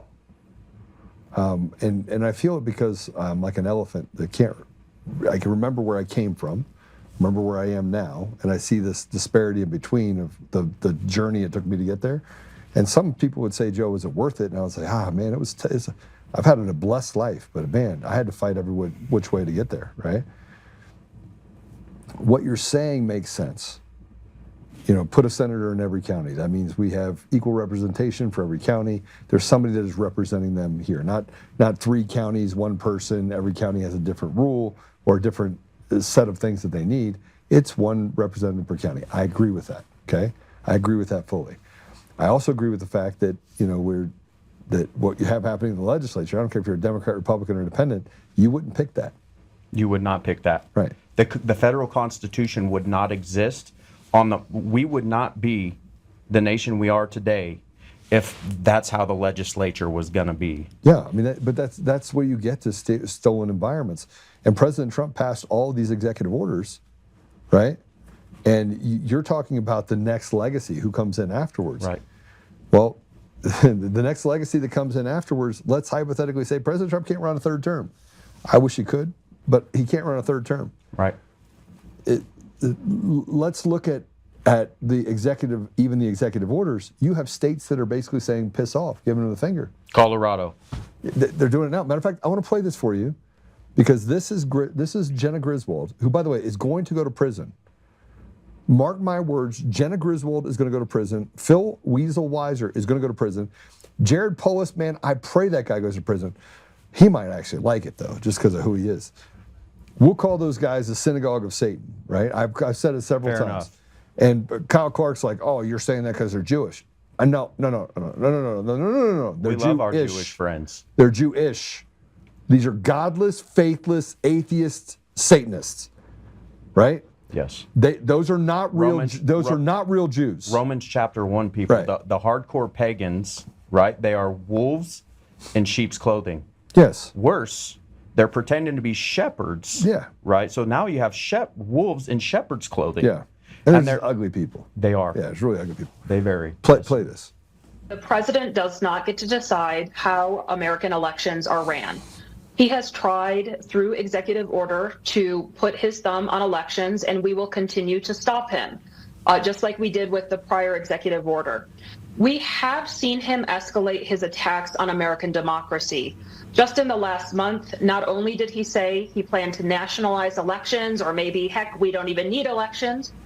They raided the Georgia Fulton County Elections Office based on conspiracies and tried to coerce Minnesota into handing over voter data with the threat of ICE. So this administration is doing everything it can to undermine American elections. Democratic secretaries of state and myself, we're going to hold the line, and Americans will be able to make their voices heard in the 26 elections in November. So it doesn't... We don't even need elections. That's what he said. Did he ever say that? No, he did not. That's just patently untrue. So you have this liar who's a demon. I mean, she's like a pig. I'm sorry. She's the biggest pig I've ever. I mean, she's disgusting. She's what you would think of when you think of demons, like literal demons. That would be Jenna Griswold, synagogue of Satan woman. What she just said is that he is not allowed to federalize elections. Do you know what HAVA is? Help America Vote Act. It's passed by Congress. Okay, so this happened in 2002. Help America Vote Act. It federalized elections, and everyone voted for it. Said, yep, we want to have that. It's kind of like the Patriot Act, right? So tell me, when you have states that are going rogue like what Jenna Griswold, our state, going rogue like this, and you can only describe it as one thing. We are literally captured by a foreign entity. No, I agree with that. I think the president, and it's constitutional, right? That goes back to my idea that we've departed so far from constitutional principle. The pain is so bad, the cancer is so bad that the symptoms have become so bad that we can't focus. It's like when my leg was crushed off. Yeah. Right? the pain was so bad, I couldn't even focus on the fact that I had broken vertebrae. I couldn't focus on other things. And when the symptoms of things are so bad, sometimes you can't focus.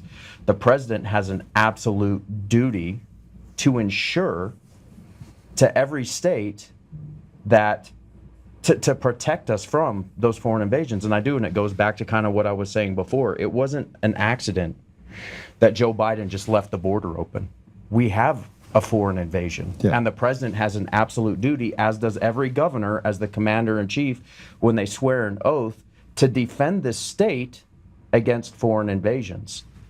And so it is absolutely the responsibility of the president to ensure that every state has the ability to have free and fair elections. The Colorado Constitution talks about it. All these things we're talking about, if we just went back, if everybody just read the Colorado Bill of Rights and said, we want to restore this, we would be leaps and bounds better than what we are. But I do believe that my personal opinion is, and it's constitutional, right, where we have the separation of power, right? You have the legislative, you have the executive, and you have the judicial.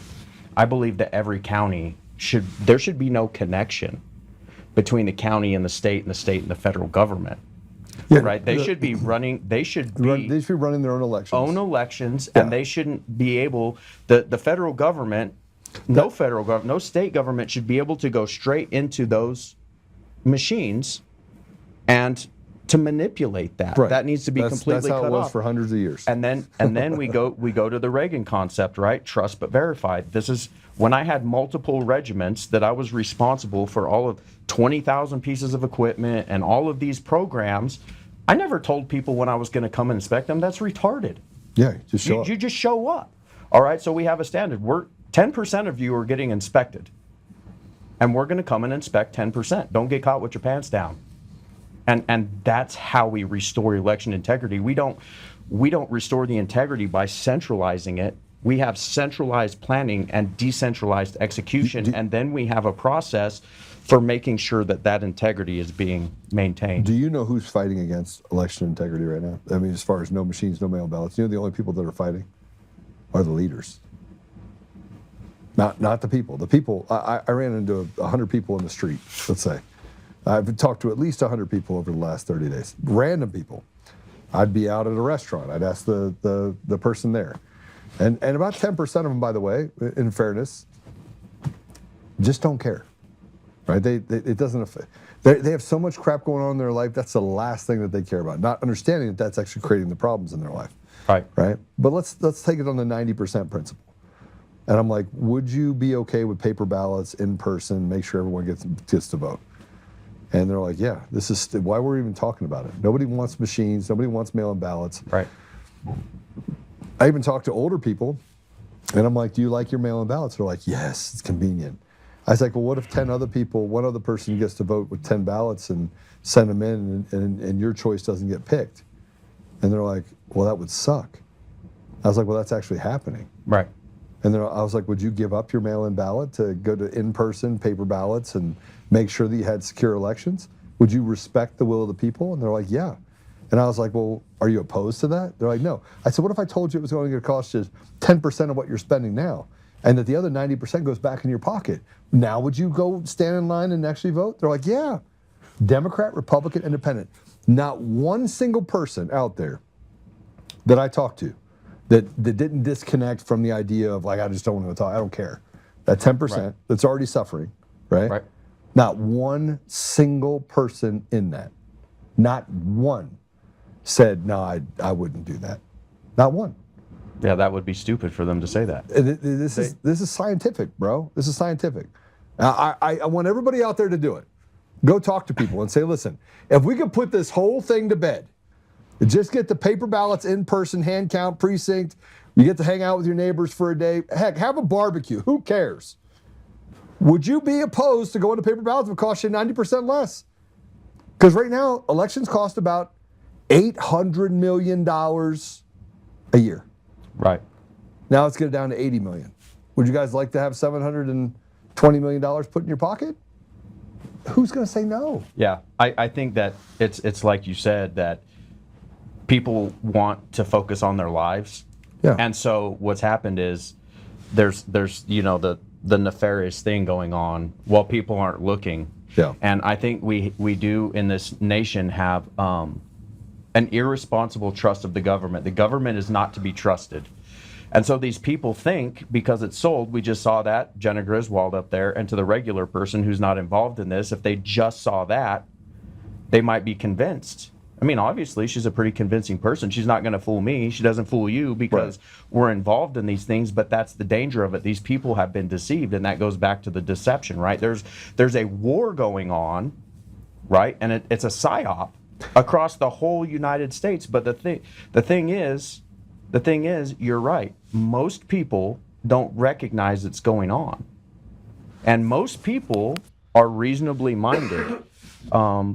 And I absolutely believe that because I talk to people have the same thing, and it goes back to that hope, right? If they can take their ballot, right? I can take my ID card. It identifies me as a Colorado resident, identifies me to my precinct, identifies me as a United States citizen. And I can take that ID card and I can go to my polling site and I can get my ballot. And I know for a fact that where I make my marks are going to matter. That changes everything, right? That changes everything. But then you pair that up. Do you think most people are the same? Or do you think that most people want life, liberty, pursuit of happiness? Yes. You Yes. know what I mean? I think most people are principally aligned. And I think what's happening is we're allowing people to come in and create chaos instead of, being able to stiff arm the little things and saying we can be principally aligned. As an unaffiliated candidate, I talk to a wide breadth of people. And do you know how many illegals get abortions? I don't have a number on how many illegal immigrants get abortions. Yeah, it's less than 2% of the total abortions. Less than 2%. Do you know what the abortion rate is of black people in Colorado? I don't know. It's I don't even want to say. 47%. It's 47%. 47%. It's genocide. No, it of is. an entire race. Do you know who the? It's eugenics. Yeah, you know, Margaret Sanger. You know that the people that come here illegally. I just went 1% to 2%. And then if you go all the way up to 47%. So the black community is being devastated. Do you know why? I sat in a room with Democrats. I sat in a room with, actually, I don't think there was a white person there other than the one of the people that was helping out. Just a bunch of black people and brown people. That was it. It was an awesome, awesome meeting. I said this clearly. I said, if you could get free health care and free child care, how many of you, because I asked how many people would have had abortions, and an ungodly number of people put their hands in the air. And I said, how many, if you got free health care, free child care for your baby, would you have kept the child? Almost all those hands went up. So the illegals get free health care and free child care. They're keeping their babies because so this shows me that we've created a right, this entitlement. They call it entitlement. Go get an abortion, we'll pay for it from other states.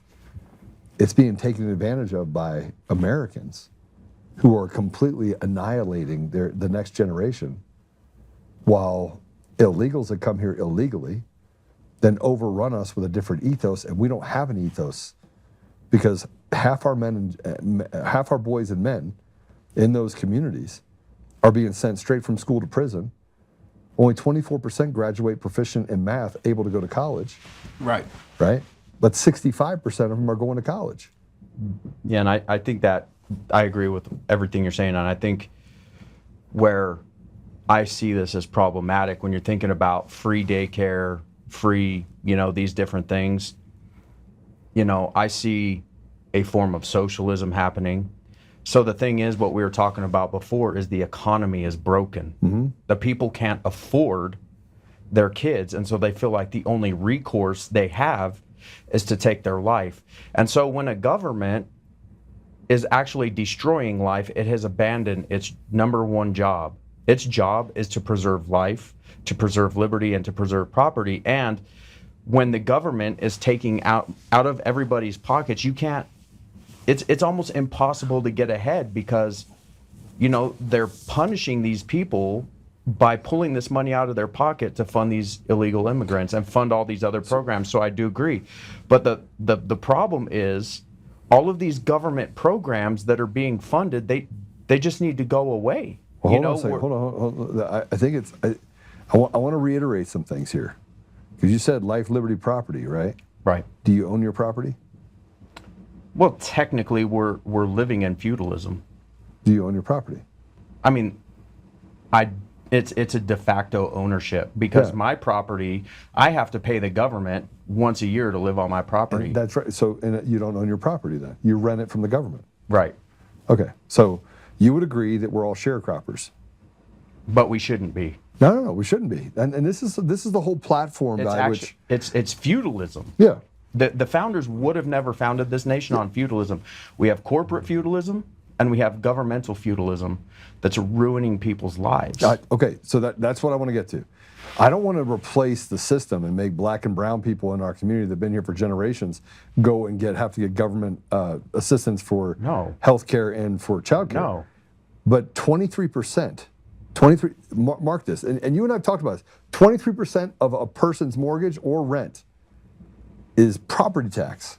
Right. So if the average is $2,100, that means $600 a month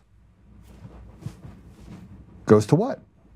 Taxes. Taxes for the government, for you to live, to be there, right? And when you pay off your home, you have to continue to pay it. So you're renting your house, you rent. And at this rate, we'll be in a place where people won't be able to, can't own anything, which is what they're trying to push us towards. No, because absolutely. Now only 13% of the people that used to be able to buy a home under the age of 30 can now afford to buy a home. So everything that they've tried to do inside of this government structure in order to steal our voice, steal who we are, they've done it already. They've done it. Right. So when you say restoration, I agree with you fully. But this is where I get into the fact that we're not mad enough. We're not angry enough. We're not pissed off enough. They want to make us feel guilty, Chaz. They want to make you feel guilty for being a white man. They want to make me feel guilty for being a white man. They want to tell black people it's the white people over there that are actually causing all your problem. When in actuality, it's a small group of people that don't call themselves white. White people that are literally creating this divide and building an entire system that allows for us to fight each other while they hand entitlements to people that never should have been here to begin with. Right. Yeah, that goes back to part of the reason why I am an unaffiliated candidate is because I believe that factionalism is problematic. There are, in fact, and I mean, it's not just in economics. I mean, they're trying to divide us up along every line. Economics, skin color. I'm 30% Native American, 30% Spanish, 30% Northern European, and then whatever else. You're a mutt like me. I'm missing a leg. I'm a veteran. I mean, what group do you want to put me in? I'm a freaking American. I'm American. Yeah. When in the Marine Corps, I'll be filling out my paperwork. It's like, what's your heritage? I'll write on there American, and some people are like, well, you can't write that. You have to fill. I'm like, no, I don't. I'm not going to be the one. You can't force me to put that. Yeah, but they try. And I do agree that we're not mad enough. But I want to say the founders, when you look in the Declaration of Independence, and it goes to your point, how do we get these people, how do we get them to understand these things? The founders said something that's very, very, it's just powerful. They said, they're talking about despotic governments. And it says, people are more disposed to suffer while the evils are sufferable than to right themselves from the evils that are causing the suffering. And so a lot of times in my mind, I'm like, how bad does it have to get before people are forced into action? I think a lot of times we're so far removed, even though it's 250 years, we're so far removed from how bad it was during the time of the founders. And we're trying to figure out like, okay, how bad. It's that bad now. It is that bad. And here's the thing is, I think it's worse. It is worse in many ways. Yeah. And when you look down the 27 grievances in the Declaration of Independence, one of them was equal suffrage. We don't have equal suffrage in this state. Nobody gives a crap what I think, right? And the two-party system is to blame. And you know this, we've had multiple conversations. Why is it that even though I hold these same fundamental principles, I'm told to stand aside? Right. And it's not about me. The reason why I'm doing this is because I'm trying to raise up the voice of the people who are politically homeless, and we've been called trash, we've been called junk, we've been called traitors. Well, that's interesting for a guy who served this nation for 20 years, supporting and defending the Constitution of the United States. And people are like, well, I don't understand why we can't win. Well, the reason why we can't win is because we're in fact divided. Right. And I would say, you know, one of the things that I've been telling people, and people can agree or disagree with this, and I say sometimes we're blind to our own hypocrisy. You know, a lot of people in the conservative and liberty-minded group of people, which I think we're of that group, right? We're not the, what'd you call it, I would argue that the people in the middle of Denver, the synagogue of Satan, right? We are this liberty-minded group of people, you know, and people in this conservative and liberty-minded group say, well, we don't believe in DEI. And I'm going to speak specifically to the Republican Party. And it's one of those truths and love, right? I'm going to say it. Say it. You say you don't believe in DEI, but you won't include me because I'm not a Republican. Look at the Liberty scorecard. Pull it up, Google it. Liberty scorecard. Bob Kirkmiles, like she's a flat F. Dude, and people will support her just because she claims to be a Republican. Right. And so either you believe in DEI or you don't. Right. So excluding me just proves the fact that you're blind to your own hypocrisy. I mean, look, I've had better luck having conversations with Democrats than I have with the Rhino establishment. And I wrote this thing about, maybe we should pull that up. Find the post that I put up on that talks about the Republican Party. Do we have that? Just see if you can find it. All right. So you're not wrong. You're right. Right? And this is why I have such a hard time with us pedestaling, you know, someone like Victor Marx, or pedestaling ideas, principles, a way forward should shape the way people vote for a candidate. Amen. Right? And then you should have a history. You should have something that I can point to that says, you know, yes, Joe can't be bought. Yes, Chaz can't be bought. Yes, Chaz did this. Yes. All right, I'm willing to give him a chance because he's outside the establishment lines on either side. And they finally would realize that what they've been doing before it's an act of insanity. Right, because they keep continuing to do the same thing over and over again. Look, go back and look at the 2022 governor election. Yeah. I'm going to say something else, right? So we had, oh man, I can't think of her name right now. Heidi Ganahl. Mm-hmm. And then you had another lady, Neuschwanger. Neuschwanger, yeah. They were both running Republicans. Yeah. Neuschwanger saw no clear path to victory. Neuschwanger breaks off, becomes part of the U.S. Constitution Party, and draws off a bunch of those votes, right? Right. And so when you go back, I mean, the elections are fraudulent here. They are fraudulent. But I just want to make the point that we have to work together. Mm-hmm. The continued working against each other just makes it easier. Yes, the elections are fraudulent, but it goes back to we can't have apathy.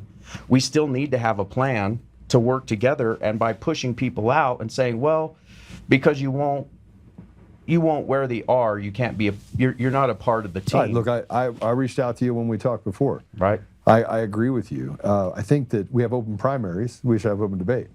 Yes. Right? So if an independent can actually vote in a Republican primary, then independents should be sitting on the panel so that they can actually hear the ideas of the independents. You invite them all the way in, or you don't. And my point is, we need to have a different plan. Continuing, and my point is, I see this election cycle is going down the exact same way. It's a twin. Yeah, nothing's changed. It's a losing plan. Yeah, nothing's changed. Why are we so sold out on a losing plan? Who wants to be on a losing team? Yeah. We need to build a winning team who can achieve victory for Colorado in 2026, and by continually shouting down the people like me I'm a literal regular person. I'm a retired Marine. Yeah. Like, I work in my community, I go to my church, I do these different things, and it's like, well, Chaz, you don't know what you're talking about. Interesting, because I am the people. Yeah, that gets to the, go into the community, listen first, then lead together type of principle that we run. All right, so here's where we're up against our time frame. We got I was just hit with you got a 5-minute deal. So let's talk about 2026. We have Barb Kirkmeyer, you have Scott Bottoms, you have yourself, you have me, you have Victor Marks, Greg Lopez. You've got a lot of good people in there. You got one Yes. that I can't support at all, Victor Marks, because he's as far as I'm concerned, he's a stolen valor guy, right? So I agree with you, sir. Right. I mean, Yes, sir. he said he served 3 or 4 years. He didn't. He was kicked out after 9 months, and he said that no, I wasn't. Well, he was medically put into a position where basically he couldn't adapt. So we got an FTA separation that happened to finish. You know how the government works. Yep. So you have FTAs, failure to adapt designations, so they try to get you help, right? Then they finally are like, get out, right? So changed his name, said he did it for his persona, right, to protect his persona. But he was an 18-year-old kid, so there was no persona. Right. Right. So anyway, I don't like that guy. I don't like that paper tiger, that liar. I don't like him. But let's say everybody else, we got this other bucket, right? Greg Lopez is going to stay in the race, right? I'm in the race to talk similarly to you.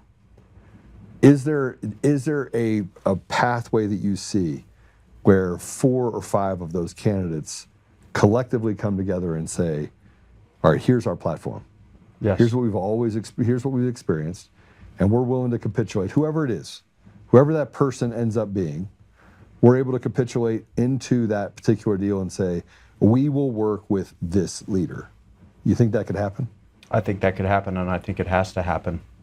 I think it's one of those things where I think a lot of people don't understand the structure of the government. Mm-hmm. And I think that there are a lot of great people who are really smart, who have come into this race for the same reasons. And I happen to be one of those people. I am willing and able to put my effort behind somebody, but everybody has to have that same mindset. Right. Because think of it this way, there are 16 positions on the governor's cabinet. All of them require the governor to appoint them. 6 of them do not require Senate confirmation. Right. That's a win, right? A lieutenant governor. We need a good lieutenant governor. But here's my pitch, right? I hear all this talk about, I got the unaffiliated vote, I got the independent vote, I got this. We keep dividing these people up. But what if we had a guy who was a Republican and a guy who was an unaffiliated on the same ticket? Yeah. What if that actually happened? That's an actual unification. That signals to the people that I'm not actually sold out to the establishment, that I actually care about these other people. Instead of, what I hear, what I feel is, hey, Chaz, you're important when we need your vote, but don't get a seat at the table. Right. Right. That doesn't fly with me. I'm not about that. Yeah. Well, I think we have to. I think we have to be a little bit more studious in how we go about. Yes. This, and have humility, grace, and we have got to find a way to work together, not like children. And you see the Republican Party act like children every day, right? One of the main reasons I'm not a part of it. I mean, I spent 2.5 hours. I drove 2.5 hours to go to Sterling, Colorado, to go to the Lincoln Day dinner. Sat there, and there was probably 150 people in there. 140 of them were in office or family members of people in office. So there was 10 people from their community. Now, before I went out there, they warned me that, Joe, you don't understand what you're walking into. You got a sheriff that's a really good guy. And he says, but just below the surface of that, you have a good old boys club that is as corrupt as you're ever going to find. And I was like, yeah, it's Sterling. It's in the middle of the East, plain, right? Farmers. And they go, no. Nobody wants to be a part of the Republican Party out there. Not formally. Because they all just backbite you, and it's just a really bad environment. So I got to speak for 4 minutes out there. 4 minutes. I drove 2.5 hours for 4 minutes, sandwiched between two gubernatorial candidates that frankly were crazy. And then they gave Barb Kirkmeyer the floor at the end. I was so angry at the patting on the back and the way that they treated candidates that obviously they were going to make a fool out of people, that when I got up there to speak, I could not believe what I was a part of. This is the GOP of Sterling, Colorado. This is, and I was disgusted by it. That is what permeates that weak, cowardly, self-importance, only care about themselves while pissing on people in their community, is what the GOP has become. So we're going to have to bypass the GOP establishment and get to the GOP people and the independent people and say, look, this is where we are. And then from there, flush out into the Democrats that are feeling the same pain on the Democrat side. Right. I think one of the things I've been working on concurrently with this campaign is a Liberty Coalition. Yeah. And it encourages people from all different walks.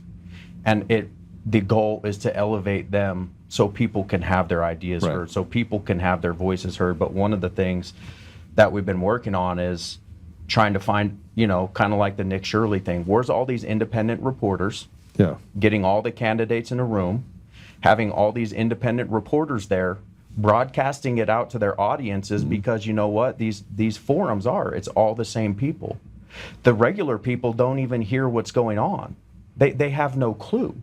And so getting all these people together, but the establishment doesn't want that to happen because the establishment wants to retain power. Right. And the way we do that is by going to these independent reporters, these independent journalists, getting everybody in a room, but that requires humility, right? And getting into a room and opening that up to the rest of the people. I mean, I see you've been posting Free as Can Be, a lot of his stuff, Daniel. Yeah. People like that, they're instrumental. The communities are dying. You talk about deserts. Yeah. There's a desert, right? All of these political candidates are chosen by a specific group of people. There's a desert of voiceless people. And a ton of them. And I think that's a way. We just have to stop going to the establishment and asking them for help. And we need to say, hey, where's all these people? We need to invite them to the table, and we need to broadcast this out. If you got 10 of those people in a room, those independent journalists, and each one of them had over 100,000 viewers, dude, that's... It's a big number. And that answers your question. How do you talk to those 40%? That's the answer. And I spend a lot of time talking to those people. So that's all I'm asking, right? That's why I'm here, because I want to give a voice to the voiceless. Right. And that's our job as Christians. How do people follow you? You can follow me on Facebook at Chaz Evanson for Colorado. I'm also on TikTok. Those are my two biggest social media platforms that I put information out on. And then the last one is ChazEvanson.com. You can see my whole campaign platform on there. All right. Awesome. Well, brother, thank you for coming out. Thank you for coming all this way to visit with me. I think we're equally yoked on our ideas. I think that you are a wealth of knowledge, and regardless of who becomes the governor, we've got to find a way to work together in a sensible stride that eliminates the waste, fraud, and abuse, the special interests, the lobbyist groups, the big pharma. There shouldn't be one bill in the House that doesn't come from the communities of Colorado. Amen. Not one. And I promise you, nobody in Colorado wants to legalize prostitution other than rapists and murderers. So I agree with that 100%. Right. So there you go. All right. Thanks, brother. Appreciate it. Thank you, Joe. Hey, so we'll be, I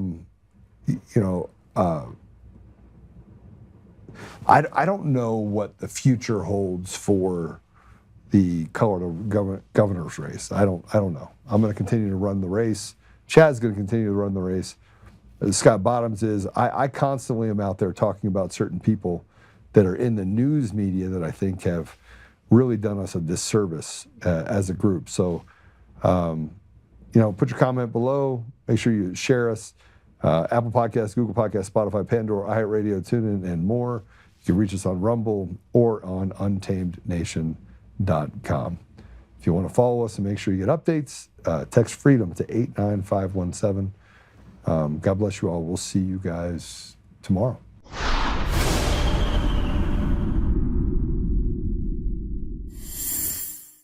All right, everyone. What a great interview Joe just did with Chaz. And Joe is he's a man of the people. The guy hears a voice, it resonates with him, and then he wants to amplify it and give them an opportunity to share their message. It's quite remarkable that a person of Joe's stature, wealth, still just continues going out there just doing the work, trying to make this country and this state a better place.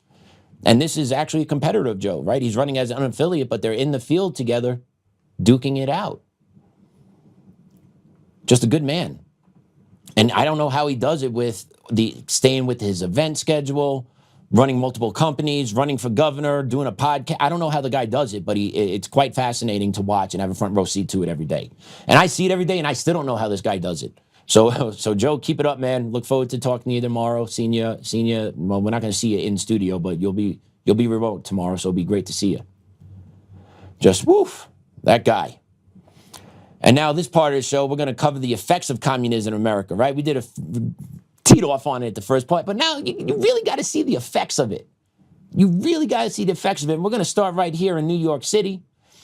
Don't tell me Democratic Socialist Mamdani is a Democratic Socialist. He's a communist in sheep's clothing, okay? That's what he is.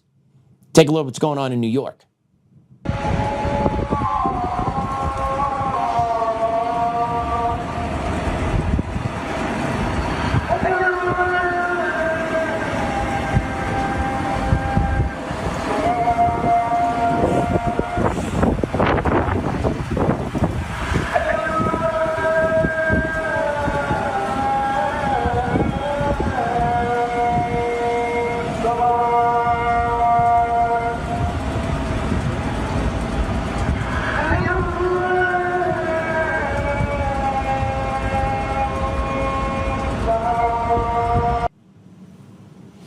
So yeah, the Muslim call of prayer is getting amplified more and more in New York City, different boroughs, waking people up all types of time, 5 a.m., cranking it 12 at midnight, right, during the course of the day, 5 times a day, 24 hours. Got it popping, every 5 hours or so, give or take. But yeah, Mamdani, baby, he's off on fire right now. We got the call of prayer popping. They just got hit with a blizzard about 8-9 days ago. It's starting to warm up in New York. The snow's melting, and take a look what's happening now with the snow melting in New York. Bro, this sidewalk is filled with shit. Like, this is ridiculous. I'm scared I'm gonna step in it. But yo, I ain't never seen no shit like that. Pun intended. Yeah, so they had a big storm that dropped, 10, 11, 12 inches on the city. And there's shit now in the streets because people didn't clean up after their dogs, or some people just dropped the deuces as they were walking by, which I wouldn't be surprised if you take a look at San Francisco and what hellhole that led to. I wouldn't be surprised if some of that feces on the street is mixed with some human and some puppy poop. But that just shows you the pride people are taking in their city. Shows you the level of care that they have now that their city has been captured. That's communist gentrification. Making the city or state you take over a shithole. That's communist gentrification. Mamdani's off to a great start. Making sure the call of prayer, you got shit on the streets. And yeah, maybe he's not solely responsible for making sure that there's no shit on the streets, but it just shows you the overall apathy of that city right now. Shows you the lack of care or pride that the people do have in that city right now because they know they are captured. They know their system is done for. And then Mamdani comes out, talks about all the free stuff he wants to give, we're entitled to, we deserve. And now he's dropping the bomb on the libtards that didn't understand that money ain't free. Next cut. At the heart of this path is a property tax increase. This would effectively be a tax on working and middle-class New Yorkers who have a median income of $122,000. The second path also requires us to raid our reserves.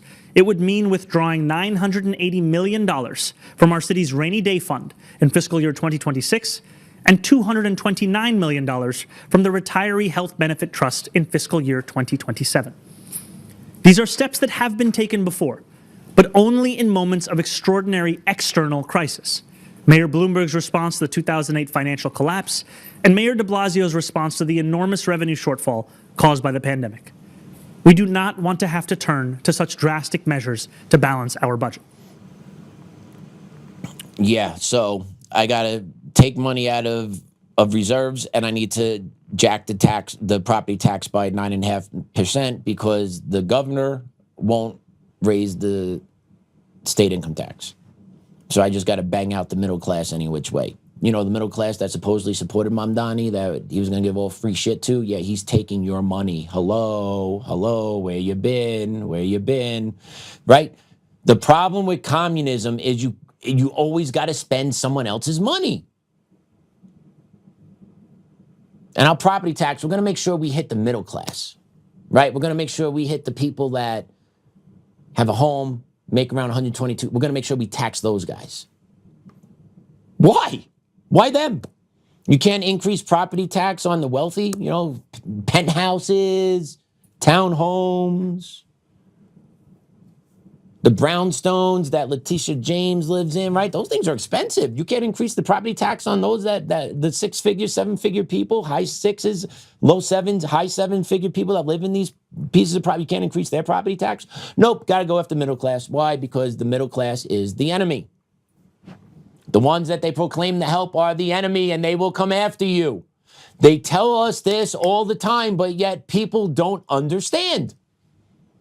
So New York is going to get driven off a cliff, and the ones that can afford to leave will eventually leave, which will then lead to more economic shortfall, right? Because that's what happens with communist economic principles.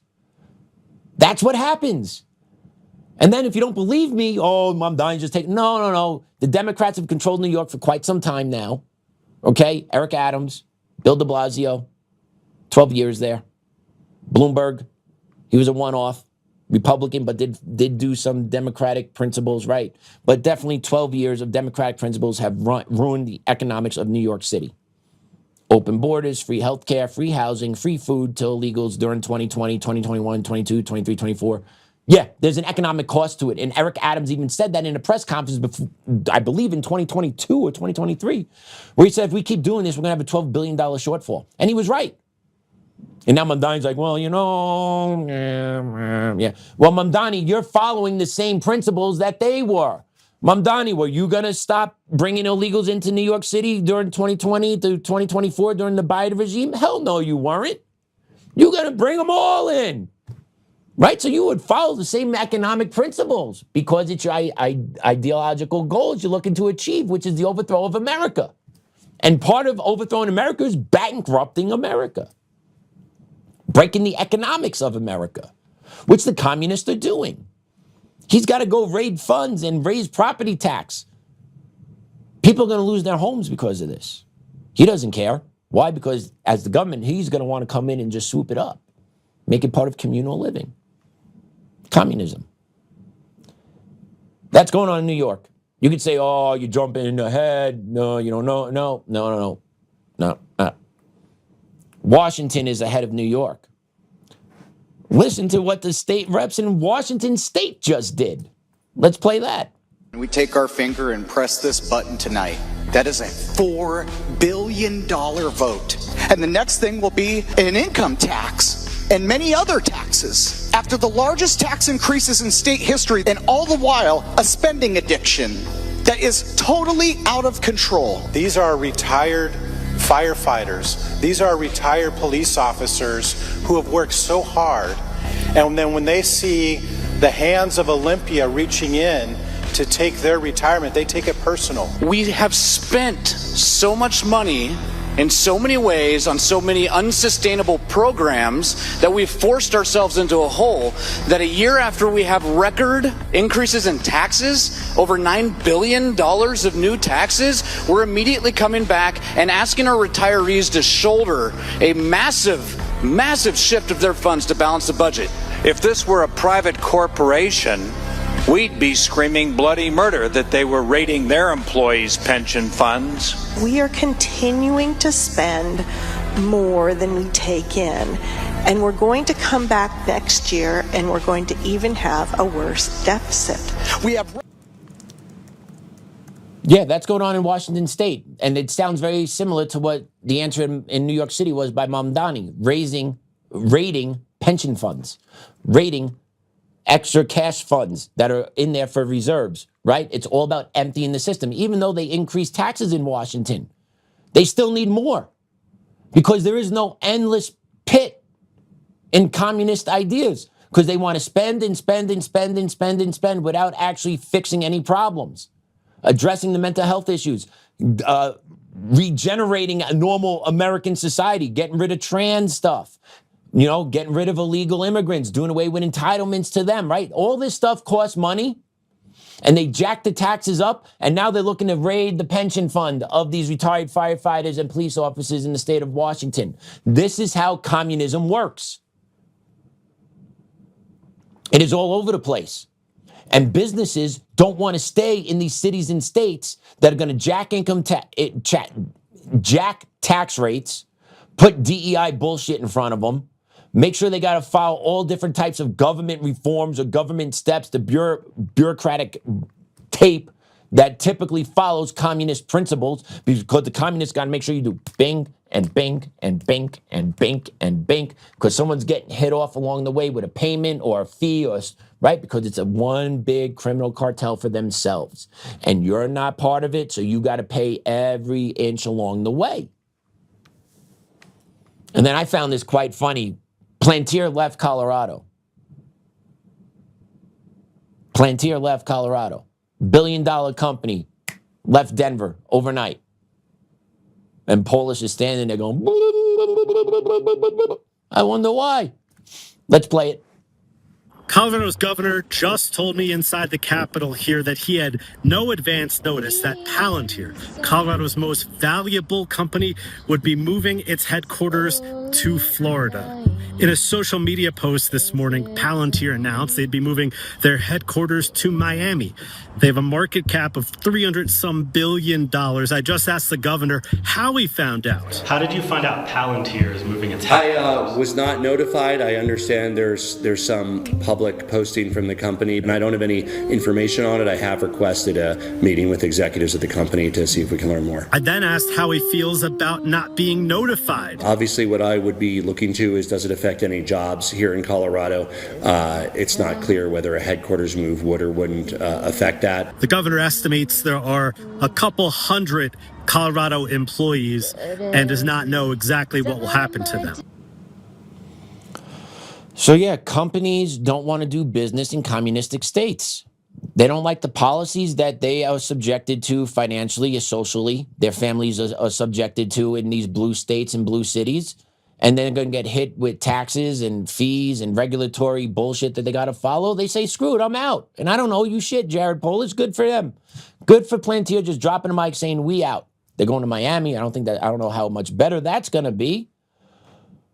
But this is what's happening to blue states. What businesses have you heard of that are actually moving to blue states to actually supplant themselves in and then thrive in? It's not happening because the economic concepts and the economic principles of blue states are not beneficial to business growth. So you're going to have a cataclysmic shift of economics in blue states as more and more companies continuously leave because these communists keep doubling down on their economic, social justice pushes. They're all tied together. But the problem is you're not going to have the money to run the systems that you want to run because businesses and wealthy people are leaving your states because they don't want to live by your rules. So what's going to happen? They're going to tax the hell out of middle class until they're nothing. And Mamdani told you that. Communism in America. Woke mind virus in America. Stay awake, stay informed, fight back against it at every turn. Because if you're not going to fight, that's just one less person they got to waste their energy on. We need to make them fight as hard as we're fighting. And the problem is they're not fighting that hard. They're just doing and taking. So please, share the episode. Talk to your friends. Get involved. Get organized at the local level. Like Joe said, build a fraternity at the local level with your people. Right? Because we cannot be on an island fighting this. They are a unified force and they're coming. They're here. They're beating at our door. We need to resist at all costs. And with that, I'm going to pray us out. In the name of the Father, Son, Holy Spirit, amen. Dear Lord, thank you for the opportunity to sit in this chair today and provide, I believe, good content to our audience and informative content, hopefully inspiring some to take action and spread the word. Dear Lord, thank you for my boy on his 4th birthday today. Truly a blessing. Truly a blessing that I get to see him every day and spend time with him. Something that I missed as a child growing up from my dad. And I still love my dad. I have no ill will towards the man. One day I look forward to seeing him on the other side and giving him a hug. But I love hugging my boy, and he is by far the greatest gift. So thank you, Lord, for that. And thank you for allowing us to spend today together. Dear Lord, continue to watch over us, watch over Joe as he's going through his medical test. He doesn't have one this week, but still as he travels, let's keep him safe. He's doing a lot of your work too, Lord. Thank you for a beautiful day. Thank you for the air we breathe. Thank you for the sun today.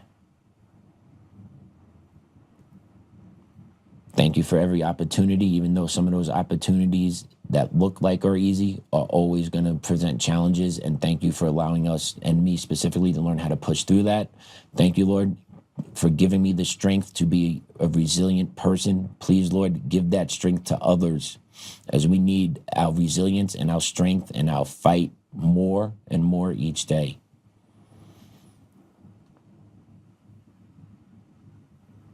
Our Father, who art in heaven, hallowed be thy name. Thy kingdom come, thy will be done, on earth as is in heaven. Give us this day our daily bread, and forgive us our trespasses, as we forgive those who trespass against us. And lead us not into temptation, but deliver us from evil. Amen. Love you, Grandma, Grandpa, and Dad. Father, Son, Holy Spirit, amen. All right, everyone. Thanks for tuning in. Joe will be in chair tomorrow. Class dismissed.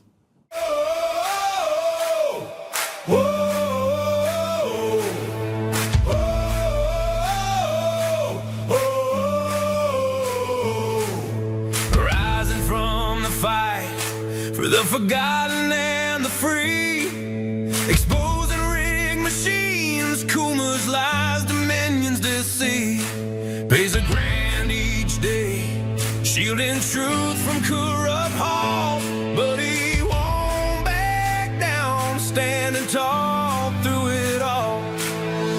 Hart and Tina Peters break the chains that bind her tight, hand count votes and one day bring the fraud to light. No more mailing scams, no machines to steal the night, restore the people's voice, make Colorado right. Governor Oltmann, lead us bold and true, badass for the have-nots, fighting through and through. Abolish property tax, cut the tolls away, shrink the bloated state, let the people have their say. It's our rally call, truth and freedom rise and watch the tyrants fall. Untamed Colorado, strong and proud, we'll be one man for the people, set our great state free. Help the single moms, bring back trade school strong, opportunity for youth, where the brave belong. Audit every NGO, ban the wolves that roam, reclaim our stolen land, bring the power home.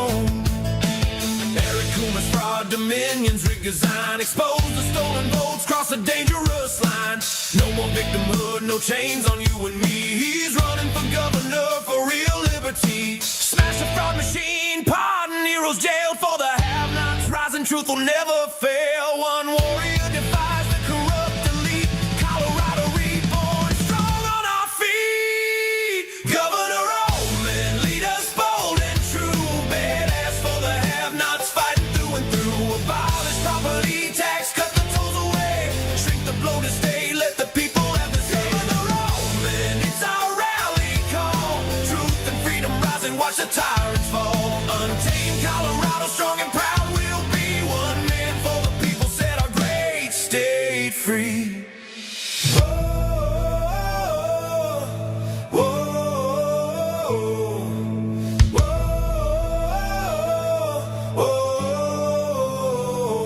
Governor Oltmann, lead us bold and true.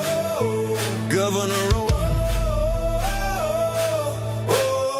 freedom forever, Colorado rise.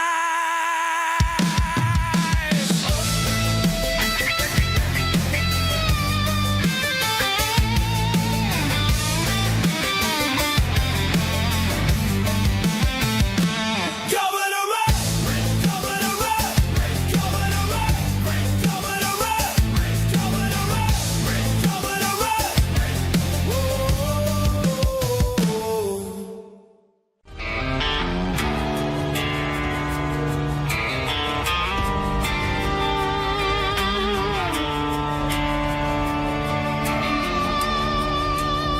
rise up untamed.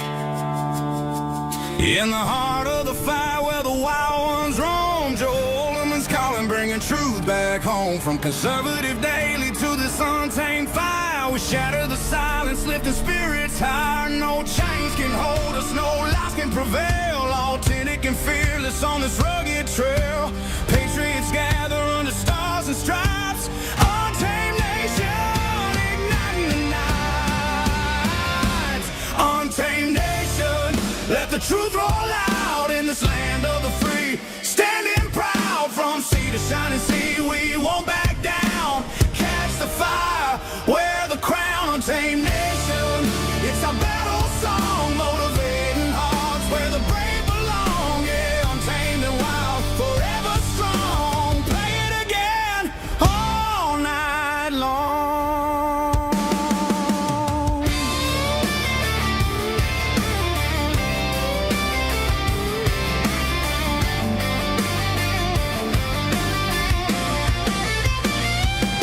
Break the mold, chase the real. No more games, time to heal. Joe's voice leads the untamed crew. Truth matters through and through. Untamed nation, let the truth roll out in this land of the free. Standing proud from sea to shining sea, we won't back down. Catch the fire, wear the crown. Untamed nation, it's our battle song, motivating hearts where the brave